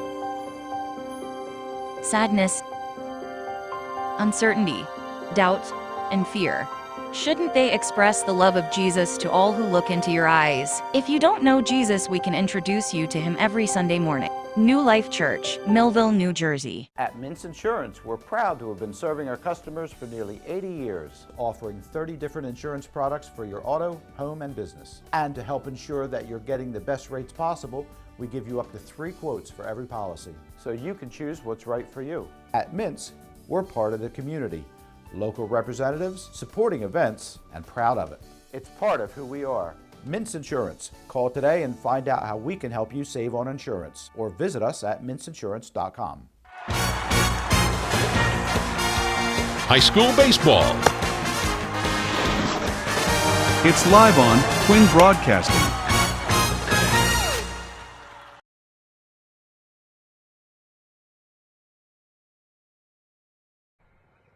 Well, we're back here at Mike Trout Field. A successful day for the home team. The Thunderbolts defeating the Eagles of Egg Harbor Township. Final score is 12-8. Kind of a back-and-forth game in some ways. Millville scored the game's first run in the 2nd inning. Then Egg Harbor Township built up a 5-1 lead. Millville came back and rallied for 4 runs in the 4th inning to get this game tied. Egg Harbor went back in front with a run in the next half inning, but then Millville came away with a couple of big rallies. We mentioned the 4-run rally in the 4th, 2-run rally in the 5th, and the big one, 5 runs in the 6th inning. When they had the 1-run lead, they opened up a 6-run lead. Egg Harbor Township could only answer with a 2 runs, a 2-run homer in that inning by Jackson Conroy. Conroy had 2 hits in the game as well for Egg Harbor. But the big thing is that Millville found a way to get back and split their season series right here with Egg Harbor Township, much the way they did against Hamilton. Although Hamilton, it was kind of the reverse. They won the away game and lost the home game. Here, Millville lost the away game and came back with a big win today. They used a lot of pitchers to get it done. Garrett Shapiro, Cole Mulherron, Gavin McGuire, who fired a lot of quick strikes, and Sergio Draws came in and got the big out, the last out of the 6th inning on a deep fly ball that Wayne Hill was able to track down to keep any further damage. Egg Harbor Township was threatening to at least tie the game. They were down by 1. They rallied for 2-out rally that put 2 men on, but the deep fly ball ended the threat. Millville then put it away with a 5 spot in the 6th inning. So Millville again coming up big, 12 hits on 13 runs today. So the Bats Ariel did carry the day. Yeah, they definitely found a way to get things done. As you take a look at Millville's meeting out there, a lot of smiles out there, a lot to smile about, a lot to be happy about. Yeah, it turns out that home run by Draws was pretty important for Millville to break out in that inning, because the Eagles weren't going away, and they didn't go away all game long. Neither team did. We had quite the offensive battle between the two teams, and yeah, it took pretty much everything each team had to get through this game. Yeah, Millville probably doesn't want to throw 4 pitchers in the game if they can. They really didn't want to have to put that many guys out, but Shapiro struggled a little bit today, I think. A couple of tough long counts. Mulherron struggled a bit as well. We saw McGuire come in, fire some strikes, and then Draws coming in, not only closing it down for Millville on the mound, closing it down for Millville up to bat as well. And the pinch hit by C.J. Staniak, that was a key play in the inning. It followed the error that kind of set up the inning as well for Millville. A double to left field, and then the 5 runs came along, capped off by Draws' 2-run homer that pretty much sealed the deal for the Millville Thunderbolts. So they come away with the victory, 12-8. We'll get our stars of the game up into the press box in just a moment, so stay with us here on Quinn Broadcasting. More than a century ago, General Tire was born, right here in America. Since then, we've made a name for ourselves by making tires you can depend on. Tires built to handle any road this country can throw at them, and relied on by every kind of driver. So you know that no matter where life takes you, with General Tire, anywhere is possible.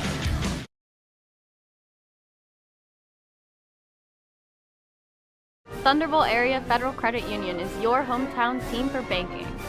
We offer banking which is small town focused and customer based. We know you and we are for you. Thunderbolt Area Federal Credit Union is a non-profit and federally insured. Solid as a Thunderbolt airplane, we are your team. Thunderbolt Area Federal Credit Union, 1601 Cedar Street. Hi, I'm Bob Millard, President of Thunderbolt Area Federal Credit Union. Come see us and experience banking as it used to be. Life puts a lot of demands on us. There's our jobs, those community and charity projects, our friends, and the demands of the family. Happy birthday! Birthdays and homework. The upkeep and maintenance of our homes, cars, and possessions. Maybe it's time to really weigh out the things of greater importance. Our relationship with God. Let us help you. New Life Church, Millville, New Jersey. Imagine living without pain. For over 35 years, Doctors Beebe and Doyle have helped thousands of people find relief from all types of pain. Millville Chiropractic Center has 4 doctors on staff specializing in hands-on or light-touch, drug-free pain relief methods. The examination, x-rays, therapies, and adjustments are all performed at one location. Schedule a consultation today. Enjoy life without pain and discomfort. Millville Chiropractic Center, the area's #1 pain relief center. In South Jersey, we do things our own way. We say things out loud, face things head on, and never back down. And that's how we fight cancer. With the most advanced diagnostics, leading-edge technology, and a team of doctors who know how to treat your cancer. And most importantly, we do it right here at the Frank and Edith Scarpa Cancer Center, Vineland, and the Leading Edge Cancer Center, Mullica Hill. Eyes. Everybody has them. They allow us to see the world around us. They also allow us to see the world within you. They express happiness, sadness, uncertainty, doubt, and fear. Shouldn't they express the love of Jesus to all who look into your eyes? If you don't know Jesus, we can introduce you to him every Sunday morning. New Life Church, Millville, New Jersey. High school baseball. It's live on Twin Broadcasting.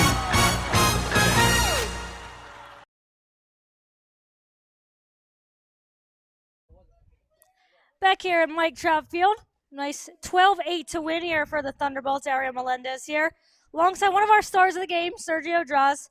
You guys had a tough loss against this team a couple days ago. How much does it help when you've seen these guys within just a span of a couple days to kind of know what you're facing? Like we know what to expect, so we just got to be ready on offense and defensively. And you mentioned the offense really stepped up for you guys. And this one seemed like it was going to be a back-and-forth game. Mm-hmm. You guys have a couple big innings, the 4-run fourth, and then 3 runs, 2 runs, capitalized by your home run. And we're going to take a look at that in a little bit. But kind of just talk about how much the offense really stepped up for you guys to be able to kind of – you had the lead in the beginning. They come back. Everyone was just going back and forth. But how big was that final inning just to kind of cement things for you guys? Oh, it was really big. We needed that. It changed the momentum completely. So. Yeah, and especially you guys had 4 pitchers out there. I'm sure obviously you guys don't want to go that deep into your bullpen, but to be able to help them out as well as we had Shapiro, Mulher, and McGuire, who was firing out there, and then you'll come in to finish it off. We're used to seeing you over there at short, but coming in to pitch seemed like you were pretty much ready to go right away, firing there. How much adrenaline did you have running there once you got up to the mound as well? I had a lot, but I was just trying to stay calm and do my job. Yeah, and that home run there obviously capped off that big 5-run inning. I think you guys were talking about it a little bit as you were coming up. You got the base. I don't know if it was the baseball of the home run or just you guys give baseballs away for home runs. It was the home run. Yeah. So how good did it feel to get that ball? So as we're going to take a look at it, I think here in a second we'll take a look at your home run here. And a lot of batters we see that high pitch have a lot of trouble staying off of that one. But how good did you know right away that one was going? I knew right away it was going. Is it tough to lay off that high pitch sometimes? Sometimes. But at least this time it ended in a home run for you. Obviously, a good job by you guys to come back and get the split. We're going to have Meiswinkle come in here in a little bit. If you want to talk about him a little bit, too. 1 for 1, a couple walks in this game. Seemed like every time he was on base, you guys scored runs. It just kind of feel like maybe he was getting things going for you as well. Yeah, definitely. He once he would start off, get on base, and we just execute behind him. And that's Sergio Draz, one of our stars of the game. Closed things out for Millville, had the big home run in that 5 inning as well. We'll be right back in just a minute with our second star of the game, Matt Meiswinkle. Millville with the 12-8 win. We'll be right back. At Mintz Insurance, we're proud to have been serving our customers for nearly 80 years, offering 30 different insurance products for your auto, home, and business. And to help ensure that you're getting the best rates possible, we give you up to 3 quotes for every policy, so you can choose what's right for you. At Mintz, we're part of the community, local representatives, supporting events, and proud of it. It's part of who we are. Mintz Insurance. Call today and find out how we can help you save on insurance, or visit us at mintzinsurance.com. It's time for sports on the Quinn Broadcasting Network. QVC brings you local sporting events, action-packed specials, and play-by-play coverage of the area sporting activities. From Pop Warner to college sports, Quinn Broadcasting covers it all. Join us now here on QVC for today's exciting event.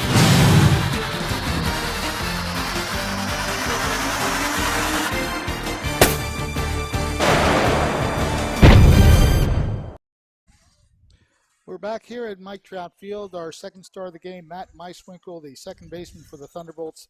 I know that everybody contributes in a baseball lineup. It doesn't matter whether you bat first or ninth. It seems like anybody can trigger a rally. But you triggered the rally that got you on the scoreboard with the leadoff walk. You also did the same thing with the fourth inning as well, when you got the walk to lead off, and then you got the single, scored 3 times. So assess your own day before we get into the team stuff. How do you feel you did today? I really go out there just trying to put the ball in play, and, I'm bat 6, so I try to drive in runs, but today I led off most of the innings and got on base. That's all I tried to do. And again, this whole lineup, it got involved today. The home run that capped off the scoring, and those middle innings when you get a 4-run rally, 2-run rally, 5-run rally. No worries when Egg Harbor went up 5-1, even though, you got the 1-0 lead, but then Egg Harbor came right back and put a big spot on the scoreboard. No worries. I feel our team, we're really good in innings, top to bottom. We finish games, so no worries, and I felt that no matter what, we were going to come back and do our jobs. Now, of course, in the loss that you had at Egg Harbor, it was 6-0, if I'm not mistaken. You had two-run rallies at the end, so that kind of built a little momentum into today. Carried that right into that. Yeah, we had a lot of steam that game. We thought we could capitalize on that game. We were going to come out, but we came up a little short. So today we showed that what team we're going to be for the next couple weeks. Is it exciting to see everybody succeed? I mean, Wayne Hill had the big catch that ended the 6th inning. If that goes over his head, we might be talking about a different story. But the defense played well, and their defense gave you a couple breaks. Like the drop ball in right field led to 2 runs, but you guys capitalized on things you had to capitalize. Yeah, I feel like any team makes mistakes, so I feel anytime there's a mistake, we have to capitalize. And today, we were the ones that capitalized on those mistakes, and they didn't. Okay, well, the 2 leadoff walks led to some runs. 5 of those runs were scored when you led off innings with walks. And again, you had that 1 single you scored 3 times. So you're going to go home happy tonight in many ways. I'm going home great. Okay. Matt Meiswinkle, our second star of the game. Congratulations on a big win. Thank you, sir. And good split against a very good Egg Harbor Township team. They won their first few games and only lost to Gloucester Catholic, if I'm not mistaken. They came in 4-1, so you beat a pretty good team today. Yes, sir. All right, we're going to bring Ariel back into the picture here. Congratulations on a big effort. Say hello to all the guys and tell them we are, I guess it's safe to say we're proud of these guys for playing so well today. But again, a big come-from-behind victory in a way. They did trail by a 5-1 count, and they just kept battling Ariel and put together those 3 last rallies, 4, 2, and 5-run innings that put them into the winner's circle. Yeah, every run really mattered in this game. And we talked about before that 6th inning how they needed some insurance. And turns out they really did need that insurance after Egg Harbor had the 2-run home run to try and create a comeback in that final inning. So every at-bat, every hit, every run really mattered in this game for both sides. It was a back-and-forth game throughout the entire one. Another close one, as we saw a little bit more runs than the last time these 2 teams faced, but these 2 teams definitely came to battle. And yeah, Egg Harbor had come in, had only dropped 1 game so far, won their first 3. So they were going to be a tough team for Millville to face. But it definitely does, as I talked to Draws about, it helps a little bit when you've seen a team, and especially only 2 days ago. It's not like a week went by where you saw them. You only saw them 2 days ago. You kind of knew what they got, and getting Salisbury out of the game when they did was really key because that really seemed to open them up. All right, so Millville comes away with a big 12-8 victory on this Thursday afternoon here at Mike Trout Field. Want to thank again all those who are watching on all the 3 outlets we have, Facebook Live, YouTube Live, and of course on Channel 22. Want to give our staff great credit. Our 2 camera folks tonight were Stephen Myers and Jackson Millard. And our studio assistant, for lack of a better word, Dalia Soriano helped out, and our director, as always, Ryan Narowski, did a good job with all the replays and the coverage of switches of camera work. Again, we have a great staff, and we are very proud of what the work that they do, and it's a big privilege for me and Ariel to be here to cover these games. Millville comes away with a big 12-8 victory. For Ariel Melendez, Fred Melendez wishing you well. We'll be back again with more baseball in the near future, so stay tuned here on Quinn Broadcasting. This has been a QBC television production, in association with our partners and sponsors. QBC broadcasts on Comcast Cable Channel 22, and live streams its programming on Facebook and YouTube. All rights reserved by Quinn Media and QBC. Programming that serves the South Jersey market.